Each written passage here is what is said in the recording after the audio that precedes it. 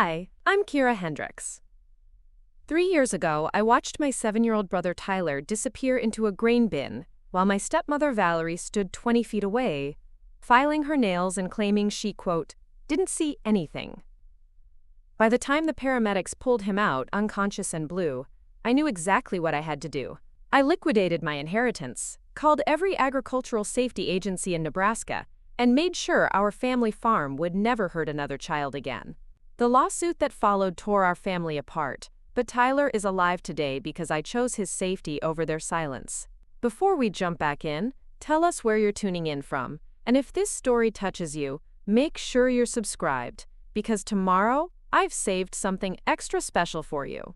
It was a Tuesday in late October when everything changed.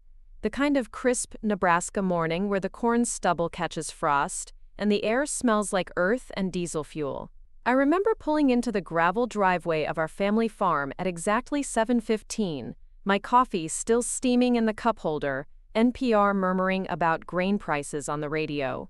The Hendricks family grain and livestock operations sprawled across 400 acres of prime Millbrook County soil, a legacy my grandfather built with his bare hands, and my father expanded with borrowed money and stubborn determination. The farmhouse sat like a white anchor in the center of it all. Wraparound porch painted fresh every 3 years. American flags snapping in the constant prairie wind.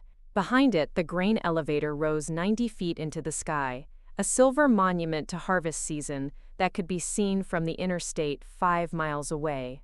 I'd grown up in the shadow of that structure, learned to drive on the service roads that circled it, spent countless summer afternoons helping Dad and the seasonal workers move grain from trucks to storage bins. But that morning, something felt different. Wrong. The usual sounds of the farm were muted, like someone had turned down the volume on the world. No rumble of machinery, no shouting voices coordinating the day's work. Just silence broken by the occasional creak of metal expanding in the morning sun. I climbed out of my Honda Civic, still wearing the business casual clothes from my job at the county extension office. At 26, I was the only one in the family with a college degree, a fact that Valerie never let me forget during Sunday dinners. Agricultural science from the University of Nebraska, with a focus on crop management and safety protocols. Dad was proud, even if he didn't always understand what I did all day in my office 15 miles away in Cedar Falls. Valerie, however, saw my education as a threat to the natural order of things. She'd married my father 18 months after Mom died in the car accident. I was 22 then, Tyler was 4, and Dad was drowning in grief and farm management and single parenthood. Valerie swooped in like a rescue helicopter, all blonde highlights and casserole dishes and promises to help Dad get back on his feet. She brought 2 teenagers of her own, Brooke and Caleb, who immediately claimed the best bedrooms and started treating our house like their personal kingdom. The kitchen door slammed shut as I approached, and Valerie emerged wearing designer jeans and boots that had never seen a day of actual farm work. Her hair was perfectly styled despite the early hour, and she carried her phone like a weapon, always ready to document some perceived slight or capture the perfect social media moment. "You're early," she said, not looking up from her screen. "Rob's not even awake yet." I checked my watch, 7:20. Dad had asked me to come by before work to discuss the quarterly safety inspection, something the insurance company required every year. We'd scheduled it for 7:30, which meant Dad should have been up, showered, and halfway through his first pot of coffee by now. "Where's Tyler?" I asked, scanning the yard. My little brother should have been getting ready for school, probably complaining about homework or begging for Lucky Charms, instead of the healthy cereal Valerie bought to impress the other farm wives. Valerie waved her hand dismissively. "Playing somewhere, you know how he is." But I did know how Tyler was, which was exactly why alarm bells started ringing in my head. At 7 years old, he was curious about everything, fearless in the way that made adults nervous, and absolutely fascinated by the grain elevator. He'd been asking questions about it for months, wanting to know how the augers worked, why the bins were so tall, whether he could climb to the top and see the whole county spread out below. Dad and I had given him strict instructions: never go near the elevator alone, never climb on the equipment, never ever go inside the bins, even when they were empty. We'd explained about grain entrapment, about how corn and soybeans could behave like quicksand, about kids who'd been swallowed up and suffocated before anyone could help them. Tyler had nodded solemnly and promised to be careful, but he was 7. 7-year-olds forget promises when something interesting catches their attention. Where exactly is he playing? I pressed, taking a step toward the elevator complex. Valerie finally looked up from her phone, and I caught something in her expression that made my stomach clench. Guilt, maybe. Or irritation that I was asking questions she didn't want to answer. I don't know, Kira. I'm not his babysitter. That's what you and your father are for, right? Always fussing over that kid like he's made of glass. She turned back toward the house. I've got to get Brooke ready for her college interviews. Some of us have real priorities. The screen door banged shut behind her, leaving me alone in the yard with a growing sense of dread.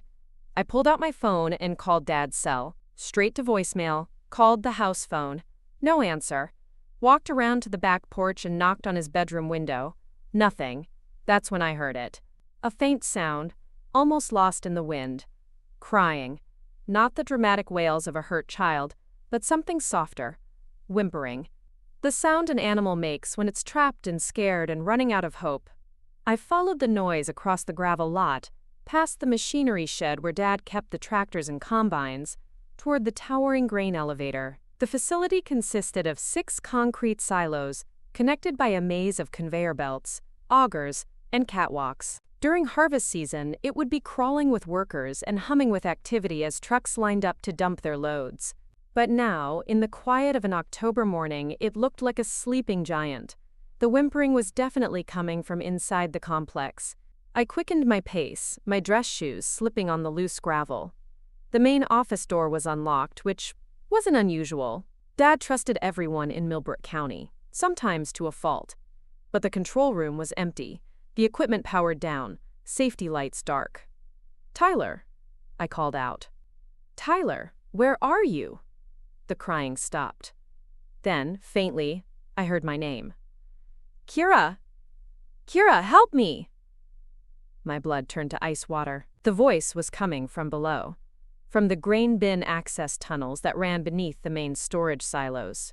I grabbed a flashlight from the emergency kit Dad kept mounted on the wall and headed for the stairs leading to the basement level. The tunnels were cramped and poorly lit, designed for maintenance access rather than human comfort. I had to duck to avoid hitting my head on the low ceiling, and my business heels echoed loudly on the concrete floor. The smell down there was thick and dusty grain particles floating in the air like microscopic snow.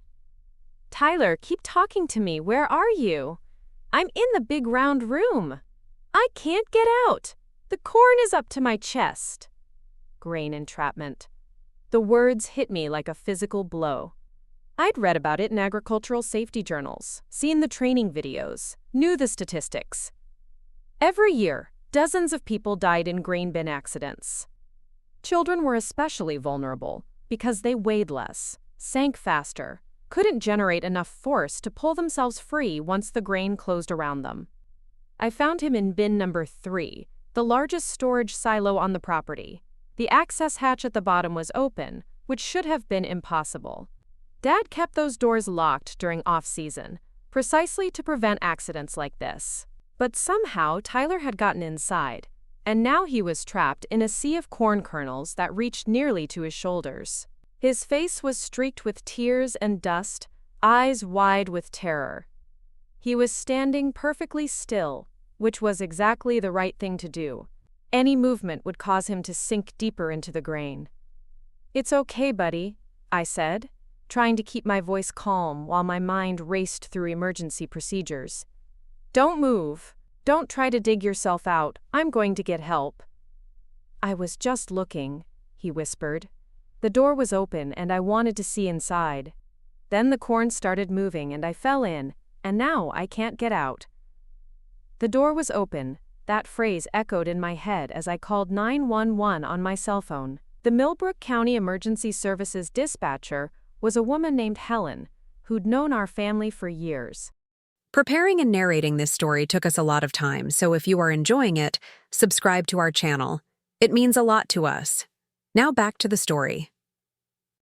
She didn't waste time with questions, just confirmed our address and promised to send everything they had.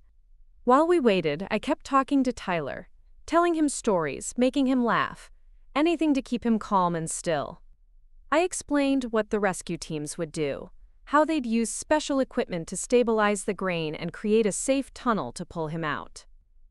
I didn't mention that grain bin rescues were incredibly dangerous, that sometimes the victims sank deeper when rescue attempts went wrong, that time was our enemy, and every minute increased the risk of suffocation.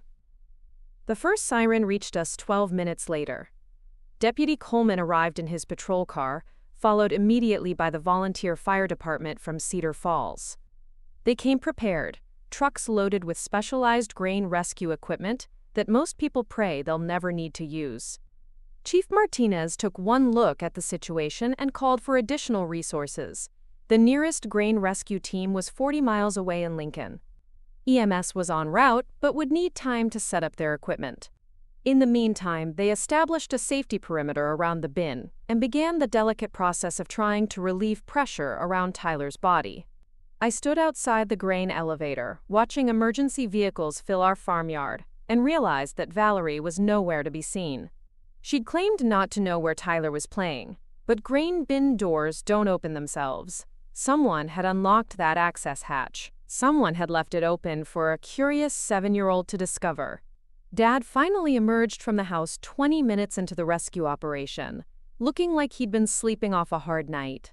His hair stuck up at odd angles, and he wore yesterday's clothes, wrinkled from being slept in. He took one look at the emergency vehicles and started running toward the grain elevator. "What happened? Where's Tyler? Is he hurt?"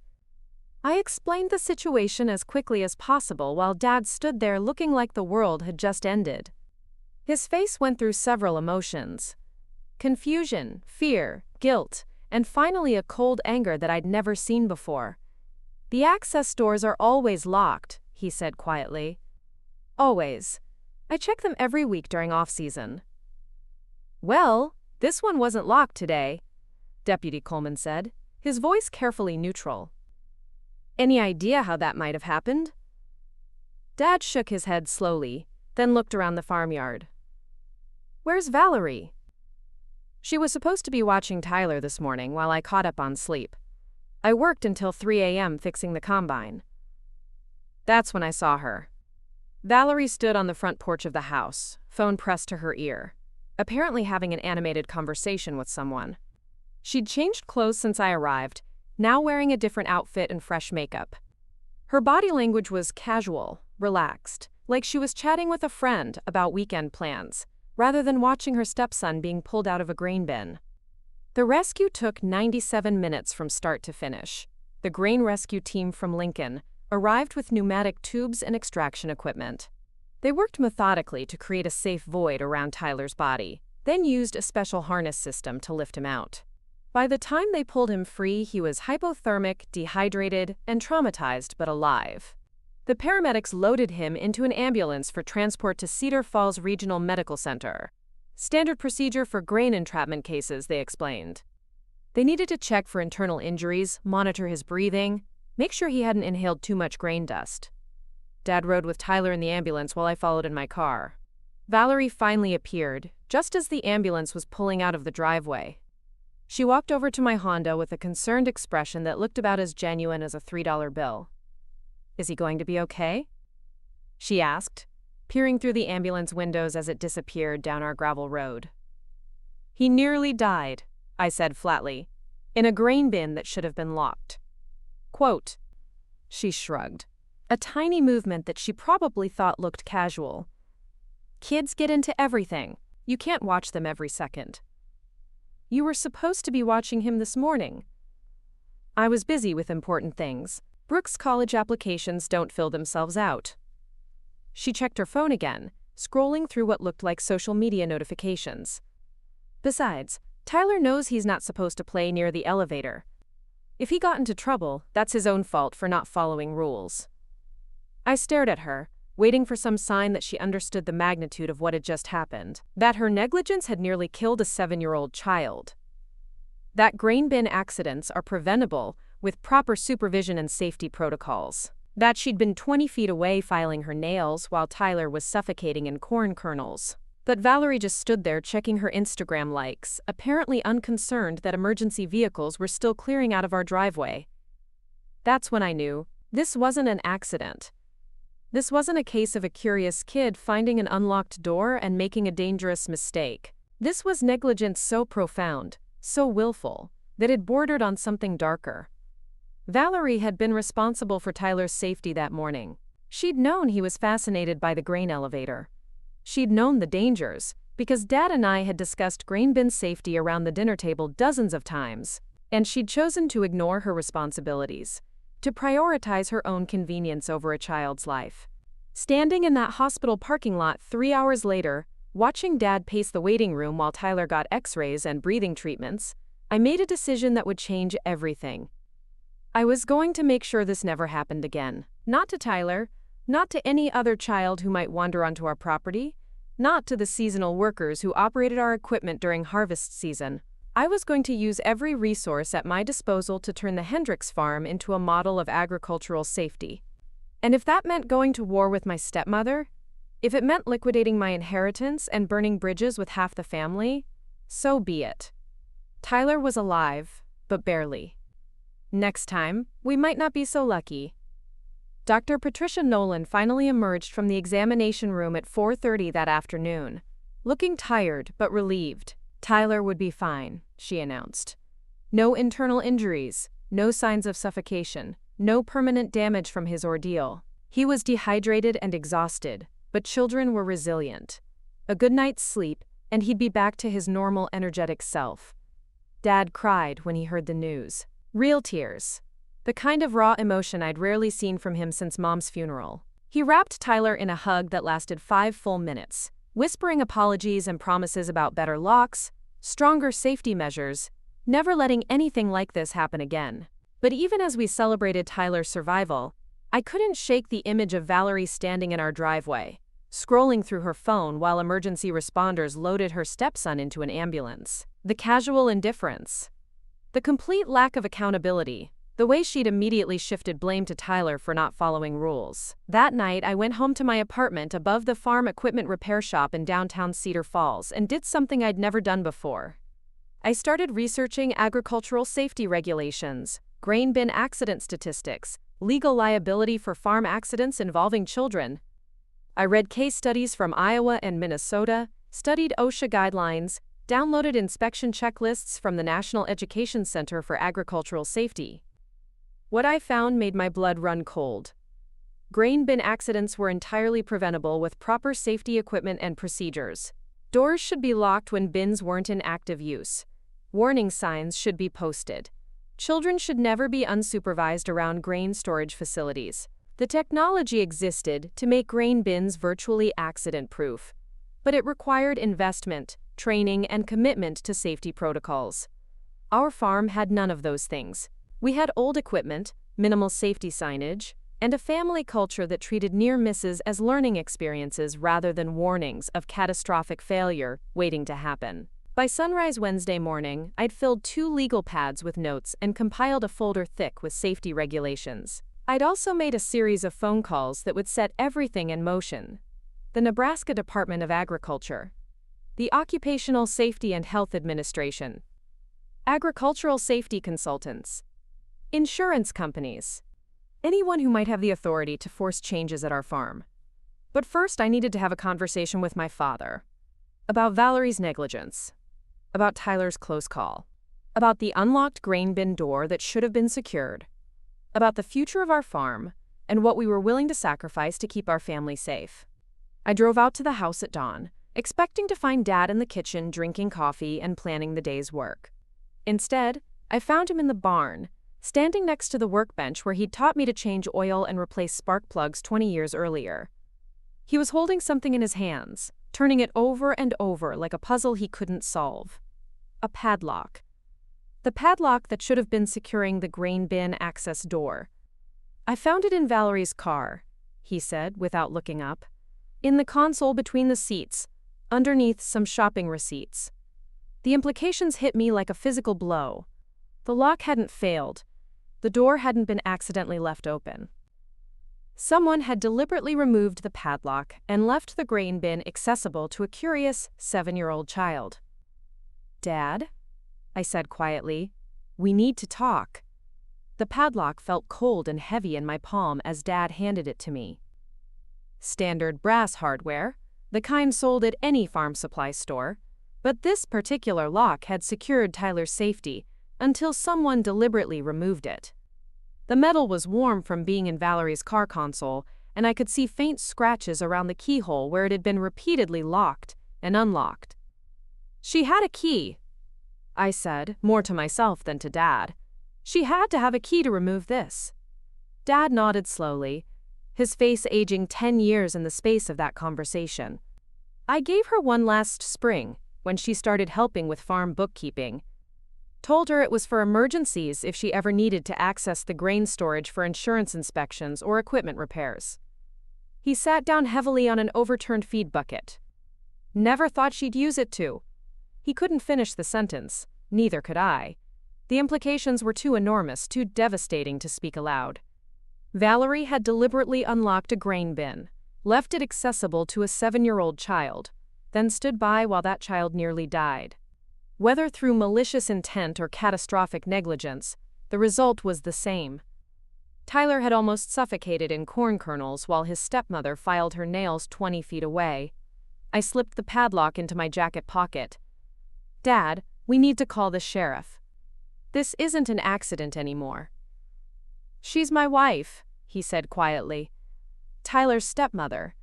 Brooke and Caleb's mother. If we press charges, it destroys everything. Tyler almost died yesterday."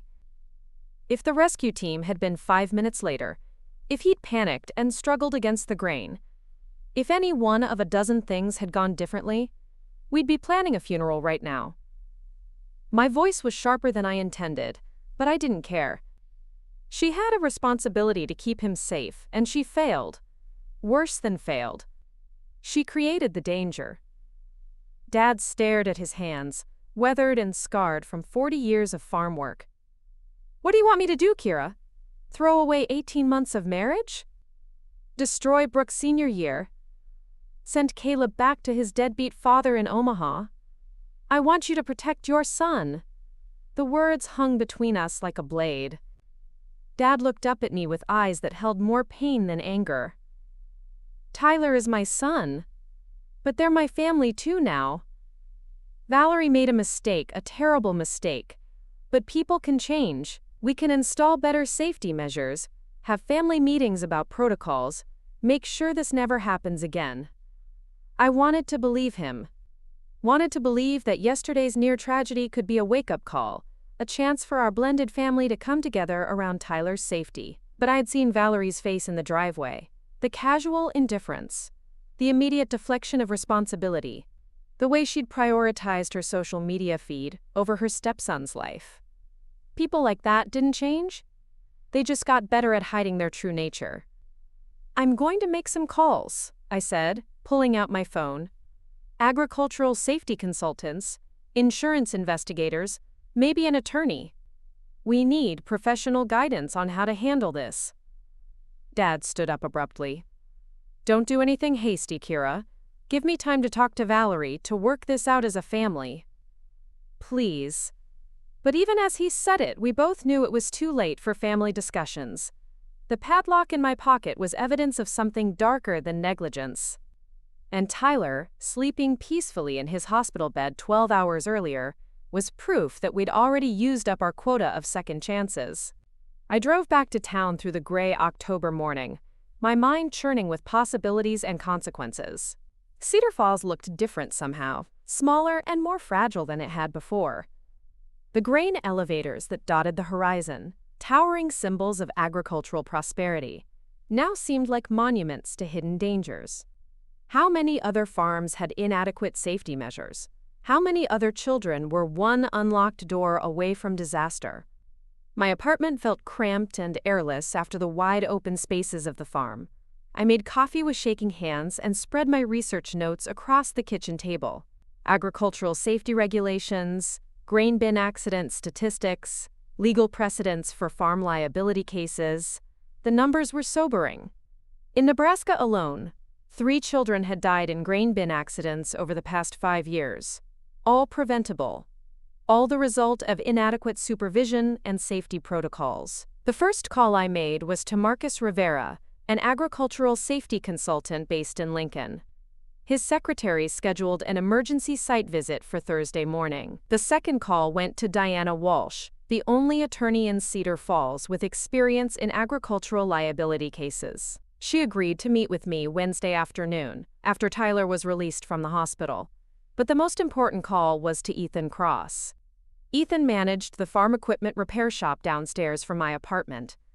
We'd been dating quietly for 8 months, nothing serious or official, just dinner twice a week and the occasional movie in Grand Island.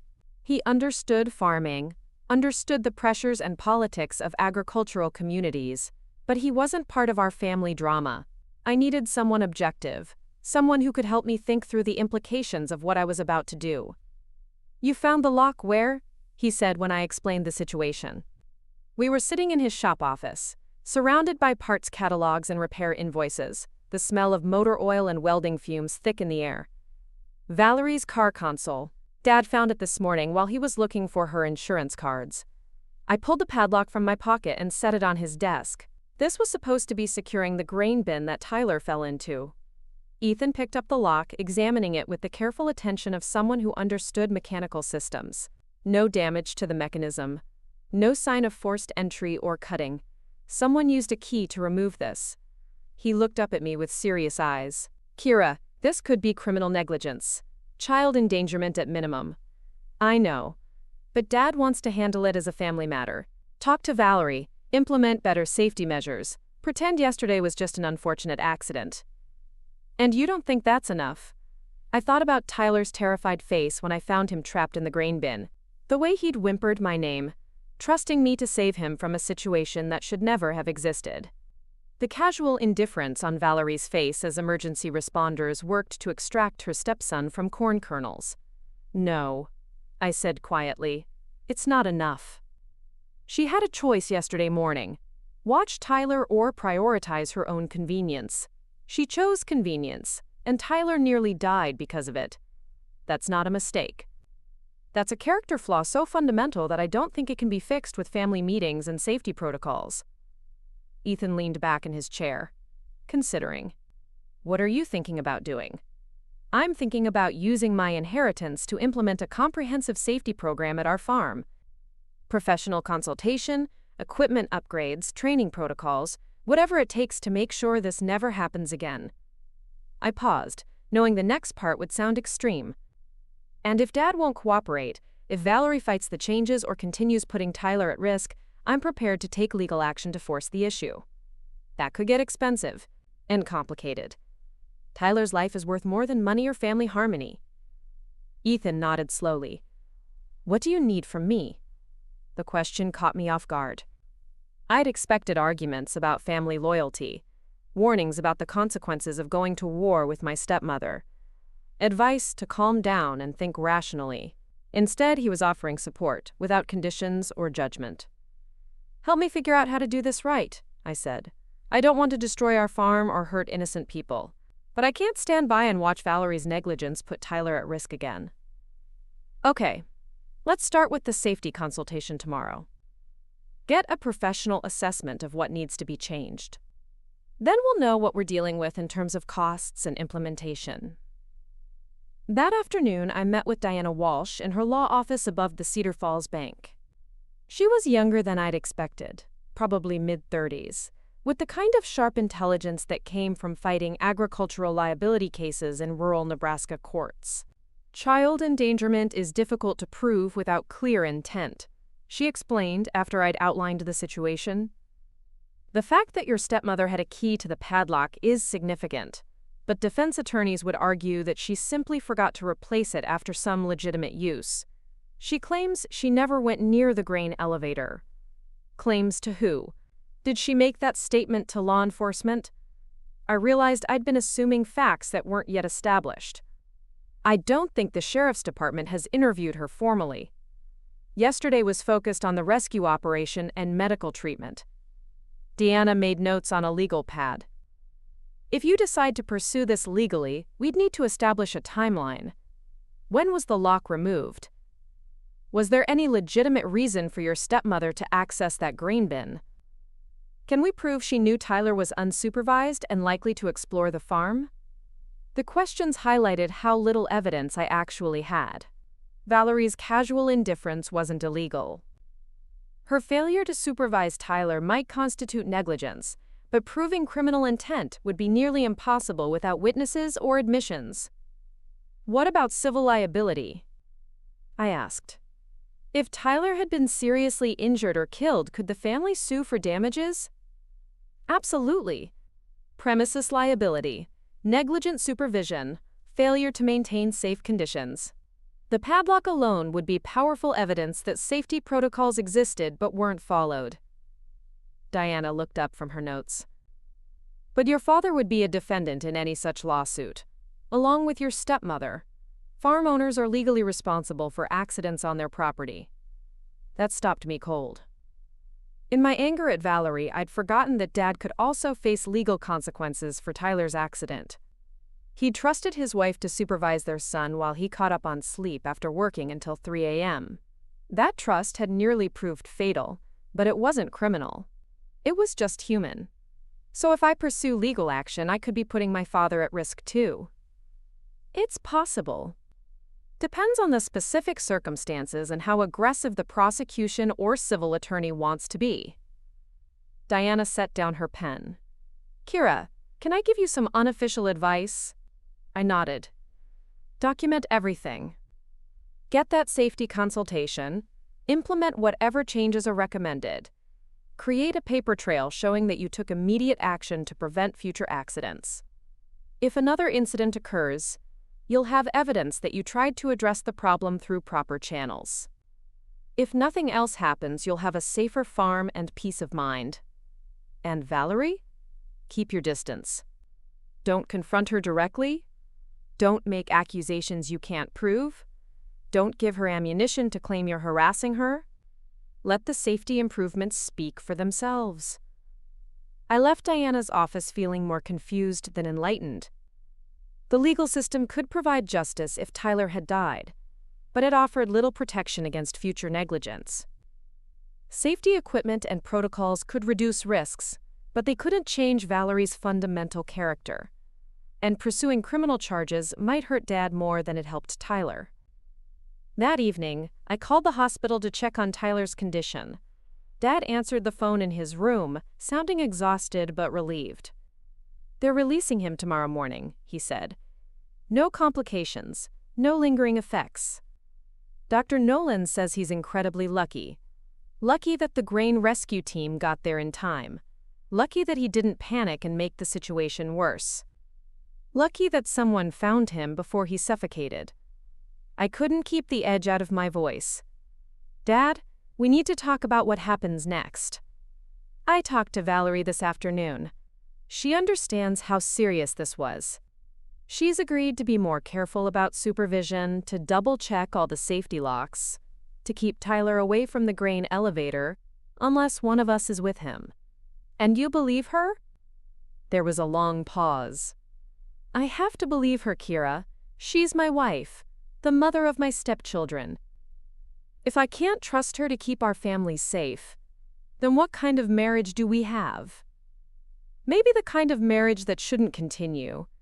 Don't say that. Valerie made a mistake, a terrible mistake, but people deserve second chances. Especially family. But lying in bed that night, staring at the ceiling of my apartment while farm equipment rumbled past on Highway 34, I kept thinking about second chances, and who deserved them. Tyler deserved a second chance at childhood, at growing up without fear of preventable accidents. The seasonal workers who operated our grain elevator deserved a second chance to go home safely to their families each night. Future children who might visit our farm deserved a second chance to explore and play without encountering death traps disguised as agricultural equipment. Did Valerie deserve a second chance? Maybe, but not at the expense of everyone else's safety. Thursday morning arrived gray and cold, with the kind of persistent drizzle that turns dirt roads to mud and makes outdoor work miserable. Marcus Rivera arrived at the farm precisely at 9 a.m., driving a white pickup truck loaded with safety equipment and testing devices. He was older than I'd expected, probably in his 60s, with the weathered hands and careful eyes of someone who'd spent decades around dangerous machinery. "I've been doing agricultural safety consultations for 22 years, he said as we walked toward the grain elevator complex. "Started after my nephew died in a silo accident up in Iowa. 15 years old, helping with harvest, got caught in an avalanche of corn and suffocated before anyone could reach him." The story hit closer to home than I cared to admit. "I'm sorry for your loss." "Thank you. It's why I do this work." Most farm accidents are preventable with proper equipment and training. The problem is that safety improvements cost money, and farmers are always operating on thin margins. Dad joined us at the grain elevator, looking uncomfortable but resigned. He'd agreed to the safety consultation after I'd threatened to pay for it myself and published the results in the Millbrook County agricultural newsletter. Better to control the narrative than let it run wild through farming community gossip. Marcus spent 3 hours examining every aspect of our grain handling operation. He tested locks, inspected safety signage, measured guardrails, and documented dozens of potential hazards that we'd simply accepted as normal parts of farm life.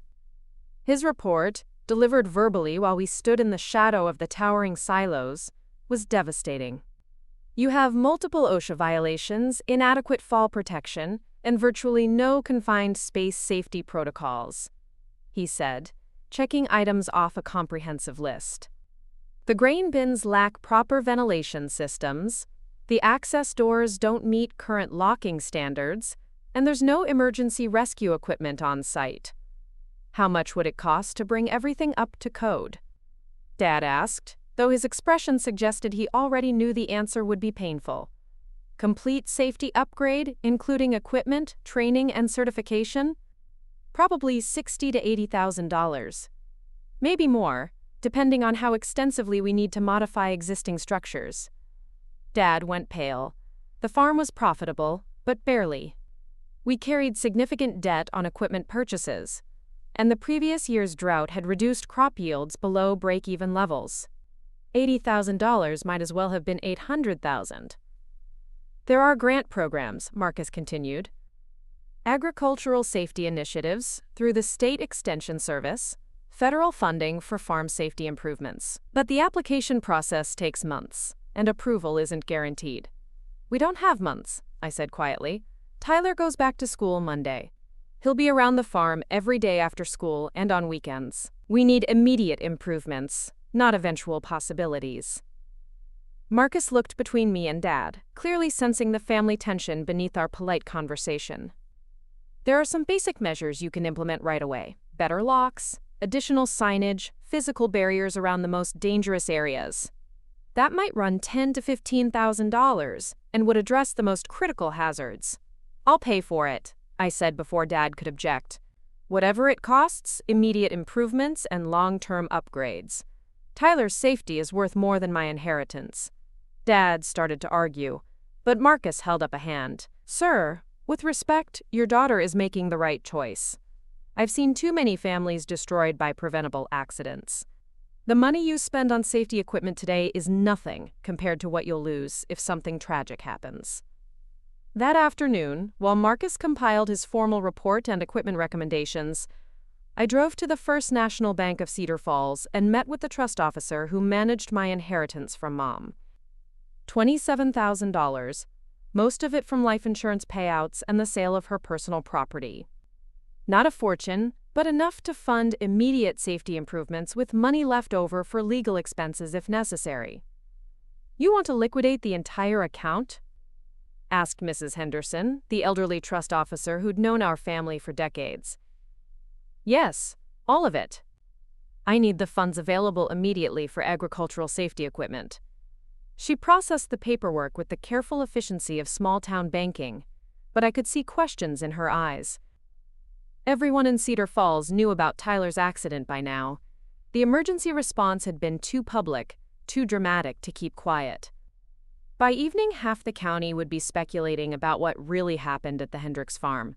I drove home with a cashier's check for $27,000 in my purse, feeling simultaneously empowered and terrified.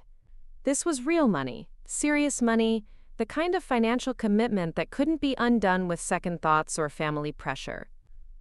I was betting everything on my judgment that Valerie posed a continuing threat to Tyler's safety. The phone was ringing when I climbed the stairs to my apartment. Ethan's voice on the answering machine asking me to call him back as soon as possible. Something in his tone made me dial his number immediately. "There's been a development," he said without preamble. "Deputy Coleman stopped by the shop an hour ago. He's opening a formal investigation into Tyler's accident." My heart started beating faster. What kind of investigation? Child endangerment, potentially criminal negligence. Apparently someone called in an anonymous tip, claiming that Valerie deliberately left the grain bin unlocked. Coleman wants to interview everyone who was at the farm Tuesday morning. Anonymous tip? He wouldn't say who. But Kira, there's something else. Valerie hired a lawyer. Some guy from Grand Island who specializes in criminal defense. She's not talking to law enforcement without legal representation. The implications hit me immediately. Innocent people didn't usually hire criminal defense attorneys for accidental injuries. Valerie's decision to lawyer up suggested she understood the potential consequences of Tuesday's events. It also meant that our family crisis was about to become a public legal battle, complete with formal accusations, courtroom testimony, and newspaper coverage. "Dad doesn't know yet," I said, more to myself than to Ethan. "He will soon enough." Coleman is planning to interview him tomorrow morning. I hung up the phone and stood in my kitchen, staring out the window at the grain elevators that dominated Cedar Falls' skyline. 24 hours ago, I'd thought this was a family problem that could be solved with better safety equipment and clear communication. Now it was a criminal investigation that might destroy relationships, reputations, and the farm itself. But Tyler was alive, sleeping safely in his own bed for the first time since Tuesday morning. Whatever happened next, whatever family bonds got severed or legal battles erupted, my little brother would wake up tomorrow in a world where people were finally taking his safety seriously. That had to count for something. Friday morning brought news that changed everything. Deputy Coleman called me at 6:30 a.m., asking if I could come to the sheriff's office for a voluntary interview about Tuesday's events. His tone was professional but urgent, suggesting that the investigation had uncovered something significant. I drove to the courthouse through the pre-dawn darkness, my hands tight on the steering wheel and my mind racing through possibilities. The Millbrook County Sheriff's Department occupied the basement level of a 1960s brick building that also housed the county clerk and tax assessor. Deputy Coleman met me in a small conference room that smelled like coffee and old paperwork. "Thank you for coming in voluntarily," he said, settling into a chair across from me with a thick file folder. "I know this is a difficult time for your family. Has there been a development in the case?" Coleman opened the folder and pulled out several photographs. "We executed a search warrant on your stepmother's vehicle yesterday evening. Found these hidden under the spare tire in her trunk." The photographs showed grain bin access keys, at least a dozen of them, each labeled with location codes that corresponded to storage facilities throughout Millbrook County. Not just our farm, but neighboring operations, the grain elevator in town, even some facilities I didn't recognize. "She had keys to other farms? Grain bins?" I asked, confused. "It appears your stepmother has been conducting some kind of unauthorized inspection or documentation project. We found detailed notes about safety violations, photographs of equipment deficiencies, and what looks like a comprehensive survey of agricultural hazards throughout the county." The room seemed to tilt around me. "Are you saying she was—" "We're not sure what she was doing. But having unauthorized access to secured agricultural facilities is a serious matter, especially when combined with Tuesday's events." Coleman pulled out another document. "There's also this. A draft letter addressed to the Nebraska Department of Agriculture, reporting multiple safety violations at your family's farm." My mouth went dry. She was planning to report us? The letter is dated Monday, the the day before your brother's accident. It details specific hazards at your grain elevator, including improperly secured access doors and inadequate safety signage. Coleman looked up at me with serious eyes. Miss Hendricks, is it possible that your stepmother unlocked that grain bin as part of some kind of documentation process, maybe to photograph safety violations for her report? The question hung in the air like smoke. I thought about Valerie's casual indifference on Tuesday morning, her immediate deflection of responsibility, her claim that Tyler's accident was his own fault. But I also thought about the meticulous organization suggested by the photographs and documents Coleman had shown me. I don't know, I admitted. But even if she was conducting some kind of safety survey, she had a responsibility to secure the area afterward, especially with Tyler unsupervised on the property. We're still investigating, but Miss Hendricks, there's something else you need to know. Your stepmother's attorney has indicated that she's prepared to file a countersuit alleging harassment and defamation. Apparently, she believes your family is trying to frame her for an accident that was actually caused by your father's inadequate safety protocols. The world seemed to spin faster. What had started as a near tragedy caused by negligence was becoming a legal maze of accusations and counter-accusations. Valerie wasn't just defending herself. She was going on the offensive, trying to shift blame to Dad and our family's safety practices. Deputy Coleman, I said carefully, what would you advise me to do? He was quiet for a long moment, considering his words. Off the record? Document everything. Get those safety improvements implemented as quickly as possible. And be very careful about any direct contact with your stepmother or her legal team. This case is becoming more complicated than a simple child endangerment investigation. I left the courthouse with more questions than answers, but also with a clearer understanding of what I was facing. Valerie wasn't just a negligent stepmother who'd made a terrible mistake. She was someone with her own agenda, her own secrets, and her own reasons for having access to secured grain storage facilities throughout Millbrook County. The game had changed completely. But Tyler was still in danger, and I was still the only one willing to do whatever it took to protect him. The safety equipment truck arrived at our farm on a Monday morning that felt like stepping into a war zone. I'd spent the weekend coordinating with Marcus Rivera's recommended contractors, expediting orders for specialized grain bin locks, emergency rescue equipment, and confined space safety gear that most Nebraska farms had never seen. The invoice totaled $18,000, money I'd never imagined spending on agricultural safety, but every piece of equipment represented a layer of protection between Tyler and another near-death experience. Dad stood in the farmyard watching workers install new signage and safety barriers around the grain elevator complex.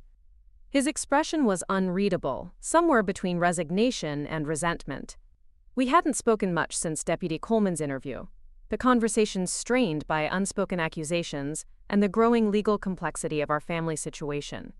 This is excessive, Valerie said, emerging from the house wearing designer sunglasses despite the overcast morning. She'd been mostly absent since hiring her attorney, spending days in Grand Island and nights locked in the guest bedroom, with legal documents spread across every surface, making the farm look like some kind of industrial hazard zone. I didn't respond.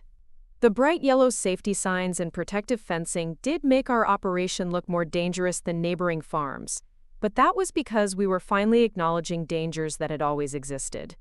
The grain bins that had nearly killed Tyler weren't any safer at other farms. They were just less honest about the risks. Marcus Rivera supervised the installation of a specialized grain rescue tube system, explaining the equipment to Dad with the patience of someone who'd had this conversation hundreds of times. The pneumatic extraction system can create a safe void around an entrapped person in under 10 minutes, he said, demonstrating the controls on a piece of equipment that looked like something from a space program. Compare that to the 97 minutes it took to extract Tyler using conventional methods. 97 minutes, Dad repeated quietly. I never realized it took that long. Time is the enemy in grain entrapment situations. Every minute increases the risk of suffocation, hypothermia, and crush injuries from grain pressure. Marcus gestured toward the newly installed emergency communication system. With proper equipment and protocols, most grain bin accidents can be resolved in under 15 minutes. 15 minutes versus 97. The difference between a scary experience and a funeral. I thought about Tyler's terrified face when I'd found him trapped in corn kernels, the way he'd trusted me to save him from a situation that should never have existed. This equipment might mean the difference between saving him and losing him forever. My phone buzzed with a text from Ethan. "Coleman wants to meet." New information about Valerie's activities. I excused myself from the equipment installation and drove into town, leaving Dad to oversee the transformation of our farm into what looked like an agricultural safety demonstration site. Deputy Coleman was waiting in his patrol car outside the farm equipment shop, engine running, radio crackling with dispatches from around the county. He rolled down his window as I approached, his expression serious but not unfriendly. "We've had some interesting developments in our investigation," he said without preamble. "Turns out your stepmother has been in contact with agricultural safety investigators from 3 different state agencies. Filed formal complaints about safety violations at 12 farms throughout Millbrook County, including yours." The revelation hit me like cold water. "She's been reporting other farms?" Detailed documentation, photographs, even GPS coordinates of specific hazards. The Department of Agriculture has opened investigations at 4 locations based on her reports. Coleman pulled out a manila folder thick with paperwork. Here's where it gets complicated. Some of her reports have resulted in significant fines and mandatory safety improvements. She's been quite effective at identifying genuine hazards. I stared at the folder, trying to process the implications. So she actually knows about grain bin safety? She understands the risks. Better than most people, apparently. Her reports show sophisticated understanding of OSHA regulations, agricultural safety protocols, and legal liability issues. This wasn't casual observation. This was systematic documentation by someone who knew exactly what she was looking for. The pieces of a puzzle I hadn't even known existed began falling into place. Valerie's access to grain bins throughout the county, her detailed knowledge of safety violations, her casual indifference when Tyler nearly died in equipment she knew was dangerous. This wasn't negligence. This was something far more calculated. "Deputy Coleman, are you saying she deliberately left our grain bin unlocked as part of some kind of documentation process?" "We're still investigating." "But the timing is suspicious. She filed her report about your farm on Monday, documenting multiple safety violations. Tuesday morning, your brother nearly dies in one of the exact hazards she'd reported the day before." Coleman looked up from his notes. "Either that's an incredible coincidence, or your stepmother was conducting some kind of field test." The suggestion made my stomach turn. A field test? Think about it. She reports safety violations, but agencies move slowly on agricultural cases. Could take months or years for formal inspections and enforcement actions. But if an actual accident occurs, especially involving a child, regulatory response is immediate and comprehensive. I thought about the equipment being installed at our farm, the emergency response that Tyler's accident had triggered, the media attention and community concern that had forced immediate action on safety improvements. A regulatory complaint might have resulted in a warning letter and eventual inspection. A near-fatal child accident created crisis-level urgency and mandatory compliance. You think she was trying to cause an accident? I think she was trying to document the consequences of unsafe conditions. Whether she intended for Tyler specifically to be harmed, that's harder to prove, but she certainly created the conditions that led to his near-death experience. Coleman handed me a photocopy of Valerie's report to the Department of Agriculture. Her description of our grain bin safety violations was technically accurate and professionally detailed.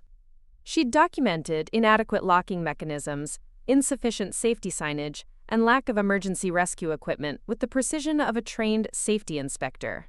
Where did she learn all this? I asked, scanning the technical language and regulatory citations. That's what we're trying to figure out. Her background check shows no formal training in agricultural safety, no employment history with regulatory agencies, no obvious connection to farm safety organizations. Coleman started his patrol car engine, but someone taught her how to identify and document these violations. someone with sophisticated knowledge of agricultural regulations and enforcement procedures. I drove back to the farm with more questions than answers, but also with a growing understanding of what we were really facing. Valerie wasn't just a negligent stepmother who'd made a terrible mistake. She was someone with training, connections, and a systematic approach to documenting agricultural safety violations. Her presence in our family might not have been the accident we'd assumed. The safety equipment installation continued through the afternoon, transforming our grain elevator complex into something that looked more like a research facility than a working farm. Emergency communication systems, atmospheric monitoring equipment, specialized rescue gear, and enough safety signage to stock a small warehouse. The workers were efficient and professional, but I could see them exchanging glances when they thought no one was watching. This level of safety infrastructure was unprecedented for a family farm operation. Tyler came home from school while the installation was still in progress, his eyes wide with excitement at the trucks and equipment scattered around the farmyard. He'd been staying with neighbors since his release from the hospital, Dad's decision to keep him away from potential danger while the family situation sorted itself out. "What's all this stuff?" he asked, climbing out of Mrs. Peterson's sedan with his backpack slung over one shoulder. "Safety equipment," I explained, walking him toward the grain elevator. "Special gear to make sure what happened to you never happens again." Tyler studied the new emergency rescue tube with the intense focus of a 7-year-old encountering advanced technology. "Is it like a giant vacuum cleaner?" "Sort of. If someone gets trapped in grain, this equipment can create a safe space around them and pull them out quickly." I knelt down to his eye level. "But the most important safety rule is still the same. Never go near the grain bins alone. Always have an adult with you." "I know," Tyler said solemnly. "I was scared when I got stuck. I thought I might disappear forever." The simple honesty of his statement hit harder than any legal document or safety regulation. This wasn't about family politics or regulatory compliance or legal liability. This was about a 7-year-old boy who'd faced death in a corn bin and trusted the adults in his life to keep him safe. That evening, after the safety contractors had finished their work and driven away, I found Dad sitting alone in the barn with a bottle of beer and a 1,000-yard stare. The transformation of our farm had cost nearly $20,000 and turned our operation into something that looked more like an industrial safety demonstration than a working agricultural business. "The neighbors are going to think we've lost our minds," he said without looking up. "All this equipment for a farm that barely breaks even most years. The neighbors don't have to live with the possibility of finding their 7-year-old son suffocating in grain kernels," I replied, settling onto an overturned feed bucket. "This equipment might seem excessive, but it's the difference between a rescue and a recovery mission." Dad took a long drink from his beer. "Kira, what if Valerie is telling the truth? What if this really was just an accident, and we're destroying our family over a terrible mistake?" I thought about Deputy Coleman's revelations, about the sophisticated safety reports Valerie had filed with state agencies, about her systematic documentation of agricultural hazards throughout the county. "Dad, people who make innocent mistakes don't hire criminal defense attorneys. They don't have unauthorized keys to grain bins on 12 different farms. They don't file detailed regulatory complaints the day before a child nearly dies in the exact hazard they've reported. So what are you saying? That Valerie deliberately tried to hurt Tyler?" "I'm saying she created the conditions that nearly killed him, and she did it with full knowledge of the risks involved." I pulled out my phone and showed him photos of the safety equipment we'd installed. "This gear exists because grain bin accidents are predictable, preventable, and well documented. Someone with Valerie's level of knowledge about agricultural safety would understand exactly what could happen to an unsupervised child in an unlocked grain bin." Dad was quiet for a long time, processing implications that challenged everything he'd believed about his wife and their blended family. If that's true, if she really knew what could happen, then why would she risk it? What could she possibly gain from putting Tyler in danger? I don't know yet, but I'm going to find out. The next morning brought an unexpected visitor, a woman in her 40s with short gray hair, and the kind of practical clothing that suggested serious agricultural experience. She introduced herself as Linda Martinez, an investigator with the Nebraska Department of Agriculture's Safety Enforcement Division. I understand you've recently implemented comprehensive safety improvements at this facility, she said, walking with me toward the grain elevator complex. Mind if I take a look at what you've done? I gave her a complete tour of the new safety systems, explaining the emergency rescue equipment, atmospheric monitoring systems, and enhanced security protocols we'd installed. She took photographs and made detailed notes, asking technical questions that demonstrated sophisticated understanding of grain handling safety. This is impressive, she said finally. Most farms resist safety improvements until they're mandated by regulatory action. What prompted such extensive voluntary compliance? I told her about Tyler's accident, about the near-fatal grain entrapment that had motivated our emergency safety overhaul. She listened with the careful attention of someone who'd heard similar stories many times before. Your stepmother filed a complaint about this facility, she said when I finished. Detailed documentation of multiple safety violations. We were planning to schedule a formal inspection within the next few months. She filed the complaint the day before Tyler's accident. Linda's expression sharpened. The day before? That's an unusual coincidence. Deputy Coleman thinks it might not be a coincidence at all. What do you mean? I explained about the criminal investigation, about Valerie's unauthorized access to grain facilities throughout the county, about the suspicious timing of her regulatory reports, and Tyler's near-fatal accident. Linda listened without interruption, taking notes that would probably become part of an official investigation file. Ms. Hendricks, has anyone explained to you what happens when the Department of Agriculture receives a complaint about child safety violations at an agricultural facility? I assume you investigate and require corrections. If a child is actually injured or killed, we initiate emergency enforcement procedures. Immediate inspections, mandatory safety improvements, potential criminal referrals, and comprehensive regulatory oversight. Linda gestured toward our newly installed safety equipment.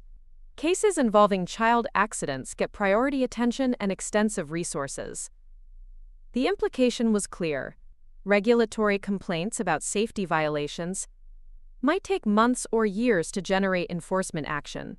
But actual child accidents triggered immediate, comprehensive regulatory response with mandatory compliance requirements. Are you suggesting that Valerie was trying to accelerate regulatory enforcement by creating an actual safety incident? I'm suggesting that someone with detailed knowledge of our enforcement procedures would understand the difference between filing a complaint and creating a crisis situation that demands immediate action. Linda closed her notebook. Ms. Hendricks, we need to expand our investigation. I'll be coordinating with law enforcement to examine your stepmother's activities at other agricultural facilities. That afternoon, I received a call from Diana Walsh, the attorney I'd consulted about legal options. Her tone was urgent, the kind of professional alarm that usually preceded expensive legal complications. Kira, we have a problem. Valerie's legal team has filed a comprehensive countersuit alleging harassment, defamation, and intentional infliction of emotional distress. They're claiming that you and your father orchestrated a campaign to blame her for an accident that was actually caused by your family's negligent safety practices. The accusation was so backwards, so completely opposite to reality, that I had trouble processing it. They're claiming we're harassing her. They're claiming that Tyler's accident was the result of your father's inadequate safety protocols, and that your family is using Valerie as a scapegoat to avoid responsibility. The lawsuit seeks damages for emotional distress, reputational harm, and legal expenses. What about the evidence? The padlock in her car, the unauthorized keys, the regulatory reports filed the day before Tyler's accident? They're arguing that the padlock was removed for legitimate maintenance purposes, that the keys were obtained with proper authorization from farm owners, and that the regulatory reports demonstrate her commitment to agricultural safety rather than evidence of malicious intent. Quote, Diana's explanation revealed the fundamental challenge we faced. Every piece of evidence against Valerie could be interpreted as proof of her dedication to farm safety, rather than evidence of criminal negligence. Her sophisticated knowledge of agricultural regulations made her look like a concerned safety advocate, rather than someone who deliberately endangered a child. Diana, what do you recommend? Document everything. Continue implementing safety improvements. Avoid any direct contact with Valerie or her legal team. and prepare for a long, expensive legal battle that might destroy your family relationships regardless of who wins. I hung up the phone and walked outside to watch Tyler playing in the farmyard, under Dad's supervision. The new safety equipment gleamed in the afternoon sunlight, a multi-million-dollar insurance policy against preventable accidents. But all the safety gear in the world couldn't protect us from the legal and emotional warfare that was tearing our family apart. Ethan found me sitting on the front porch that evening, staring at the grain elevator that had nearly killed my brother, and now threatened to destroy our family's financial future through legal expenses and regulatory compliance costs. "You look like someone who's fighting a war on multiple fronts," he said, settling into the chair beside me. "That's exactly what this feels like. Tyler's safe, which was the most important goal, but now we're facing criminal investigations, civil lawsuits, regulatory enforcement actions, and God knows what else." I gestured toward the safety equipment scattered around our farmyard. "I spent my entire inheritance making this place safe, and Valerie's attorneys are arguing that we're the negligent ones. What does your gut tell you about Valerie's motivations?" I thought about the sophisticated safety reports, the unauthorized keys, the suspicious timing of regulatory complaints, and Tyler's accident. I think she was conducting some kind of experiment, testing whether regulatory agencies would respond more aggressively to actual accidents than to formal complaints. Tyler wasn't supposed to get hurt, but his safety wasn't her primary concern either. An experiment? Think about it. She documents safety violations at multiple farms, then creates conditions for accidents to occur. When children get hurt, regulatory agencies implement emergency enforcement procedures that force immediate compliance. She gets to play the role of safety advocate who identified problems that negligent farmers ignored. Ethan was quiet for a moment, processing the implications. "That's incredibly cynical, using children as guinea pigs to test regulatory response systems.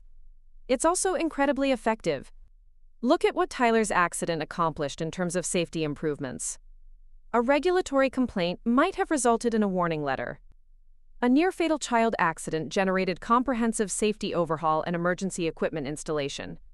But at what cost? Tyler could have died. Your family is being torn apart. The farm is facing financial ruin from legal expenses and safety compliance costs.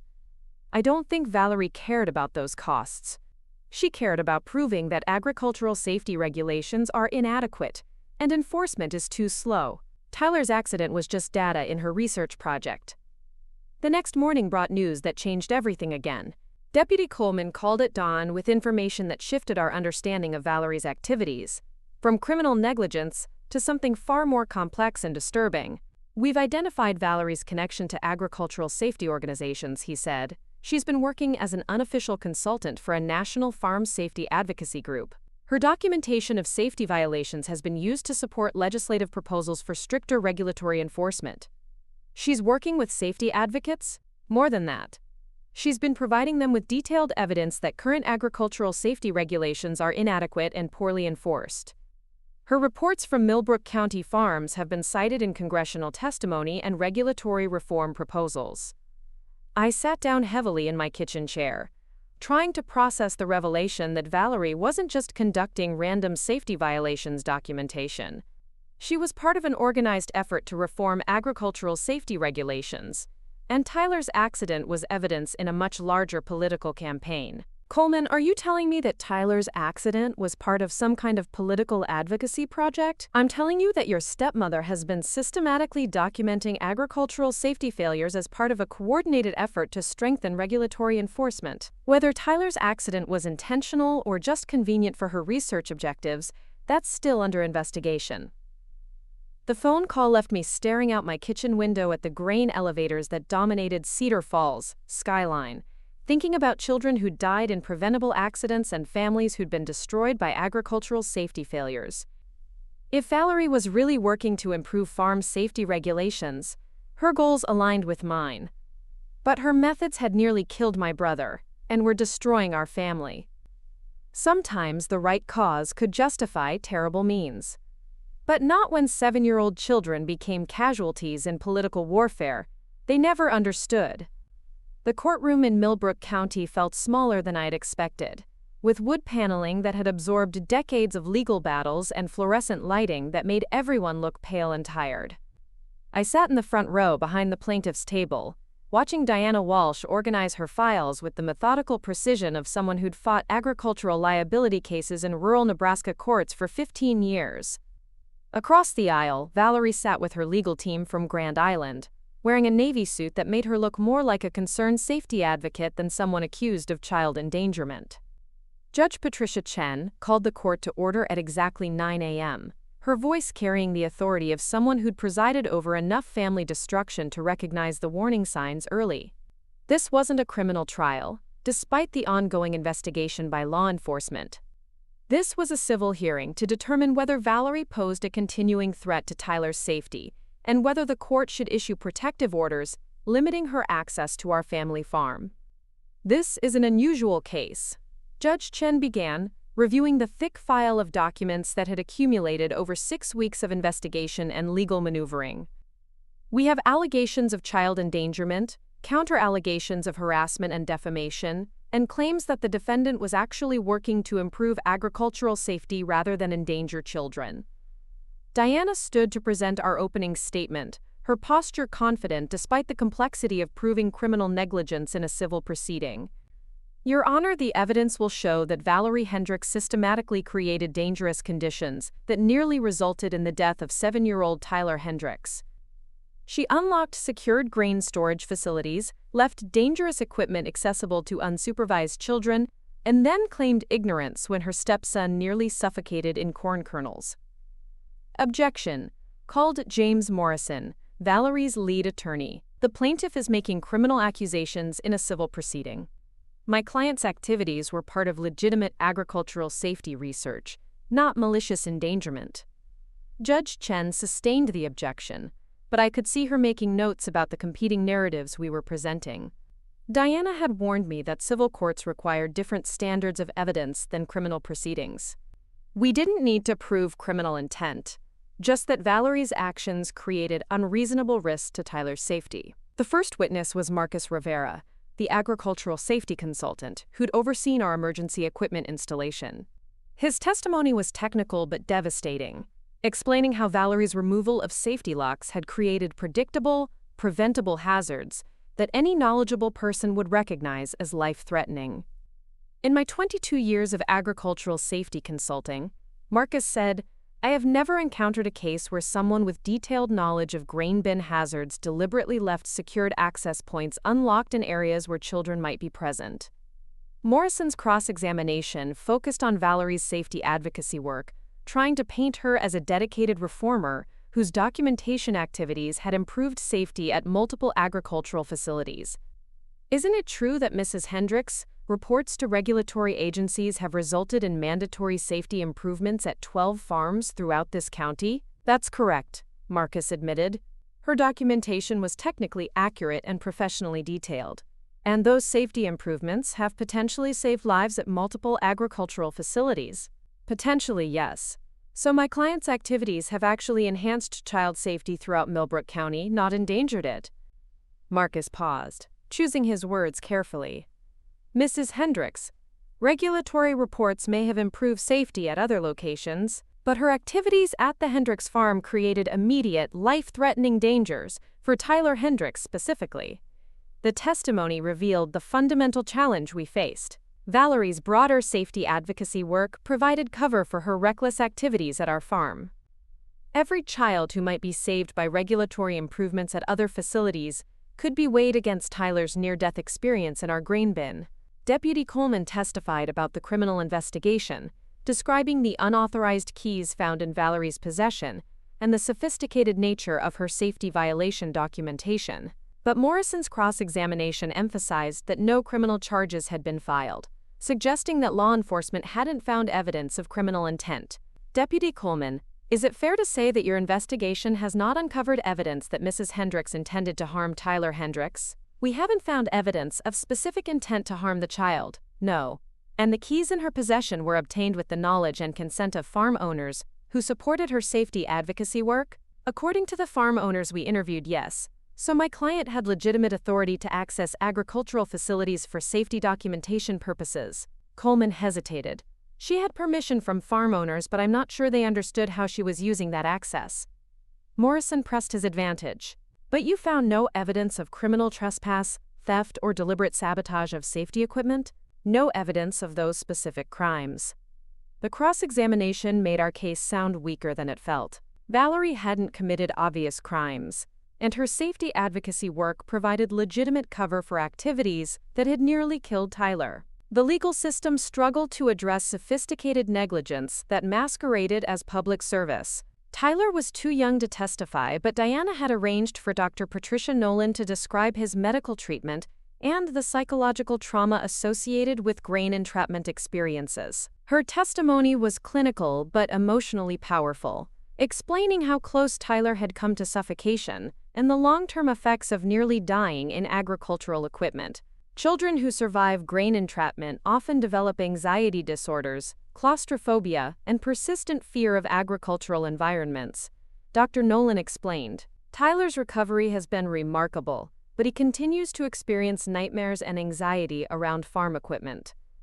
Morrison's cross-examination was gentler, acknowledging Tyler's trauma while questioning whether Valerie bore specific responsibility for an accident that could have been prevented by better parental supervision or improved safety protocols. Dr. Nolan, isn't it true that grain bin accidents typically result from multiple safety failures rather than single acts of negligence? That's often the case, yes. And wouldn't improved safety equipment, better signage, and enhanced supervision protocols have prevented this accident regardless of Mrs. Hendricks' activities? Comprehensive safety measures would have reduced the risk significantly. So the primary cause of Tyler's accident was inadequate safety infrastructure at the Hendricks farm, not my client's documentation activities. Dr. Nolan looked uncomfortable with the question. The accident resulted from a combination of factors, including the removal of safety locks and inadequate supervision. The morning testimony established the basic facts but didn't resolve the central question of Valerie's culpability. She'd created dangerous conditions with full knowledge of potential consequences, but her activities were part of broader safety advocacy work that had demonstrably improved conditions at other farms. During the lunch recess, I walked with Diana to a coffee shop across from the courthouse, both of us trying to assess how the morning had gone. The testimony had been factually accurate, but emotionally unsatisfying, establishing technical violations without capturing the malicious indifference that had nearly killed Tyler.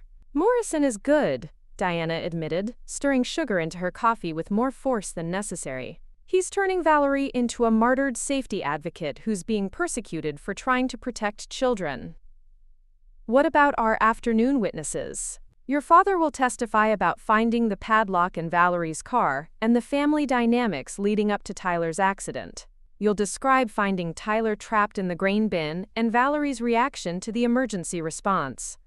I thought about Dad's testimony, wondering how he'd handle questions about his marriage to Valerie and his responsibility for family safety decisions.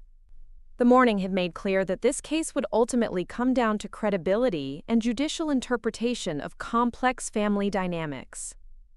Diana, what are our chances? 50-50, maybe slightly better. Judge Chen is experienced with agricultural cases and understands grain bin safety issues. But Morrison has created reasonable doubt about Valerie's intent, and her safety advocacy work complicates the narrative. The afternoon session began with Dad's testimony, which was painful to watch. Morrison's cross-examination forced him to acknowledge that he'd given Valerie keys to farm equipment, that he'd left Tyler under her supervision while he slept after working until 3 a.m., and that the farm's safety protocols had been inadequate before Tyler's accident.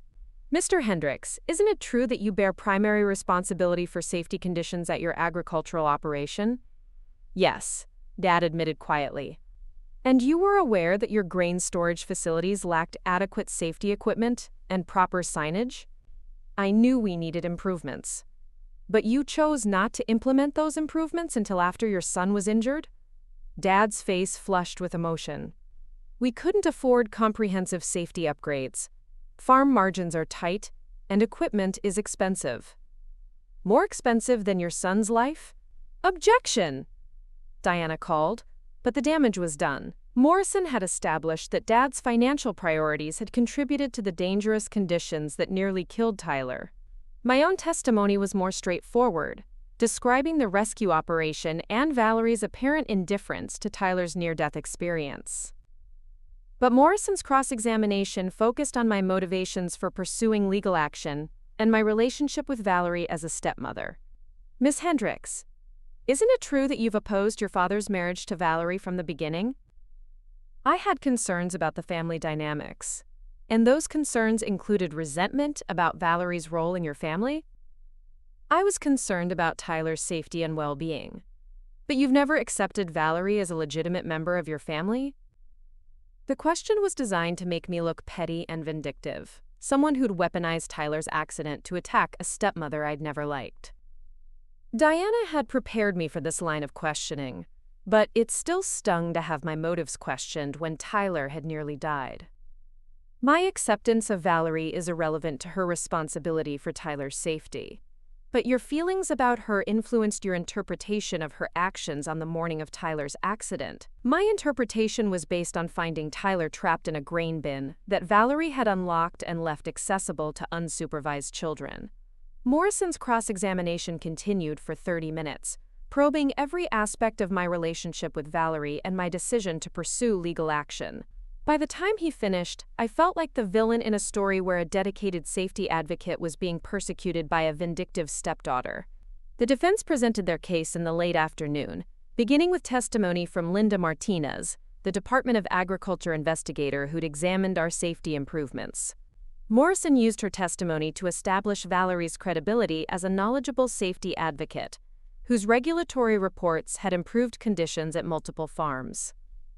Investigator Martinez, has Mrs. Hendricks' documentation work resulted in mandatory safety improvements at agricultural facilities throughout this county? Yes, her reports have triggered formal investigations and enforcement actions at several locations. And those enforcement actions have improved safety for farm workers and visitors, including children. The safety improvements have reduced risks at those facilities. So, Mrs. Hendricks, advocacy work has demonstrably protected children from agricultural accidents? Her reports have contributed to safety improvements that reduce accident risks? Morrison was building a narrative where Valerie was a hero, whose dedication to child safety was being attacked by people who resented her effectiveness. The testimony was technically accurate but emotionally misleading, focusing on regulatory successes while ignoring Tyler's near-death experience. Valerie's own testimony was the centerpiece of the defense case. She presented herself as a concerned stepmother and safety advocate who'd been trying to document dangerous conditions at farms throughout the county. Her explanation for the unlocked grain bin was that she'd been photographing safety violations for her regulatory report and had forgotten to replace the lock before Tyler's accident. "I was documenting conditions that could endanger children," Valerie said, her voice steady and professional. "I never imagined that Tyler would explore the grain elevator while I was busy with other responsibilities." Morrison walked her through her safety advocacy work, establishing her credentials as someone genuinely concerned about agricultural accident prevention. Her testimony was polished and persuasive, presenting a version of events where Tyler's accident was a tragic oversight in the context of important safety research. Diana's cross-examination focused on the timing and circumstances of Valerie's activities on the morning of Tyler's accident. "Mrs. Hendricks, you testified that you forgot to replace the padlock after documenting safety violations. When exactly did you unlock the grain bin access door?" "I don't recall the specific time. Was it before or after you knew Tyler was unsupervised on the property?" "I'm not sure. I was focused on my documentation work." "But you were responsible for supervising Tyler while his father slept?" "I was in the area, but I wasn't acting as his babysitter." "You were the only adult awake and responsible for his safety?" Valerie hesitated. "I suppose so, but children need to learn independence and responsibility." Diana pressed harder. "Mrs. Hendricks, you have extensive knowledge of grain bin safety hazards. You've documented dozens of similar risks at other farms. You understood that an unsecured grain bin posed life-threatening dangers to children?" "I understood the general risks, yes."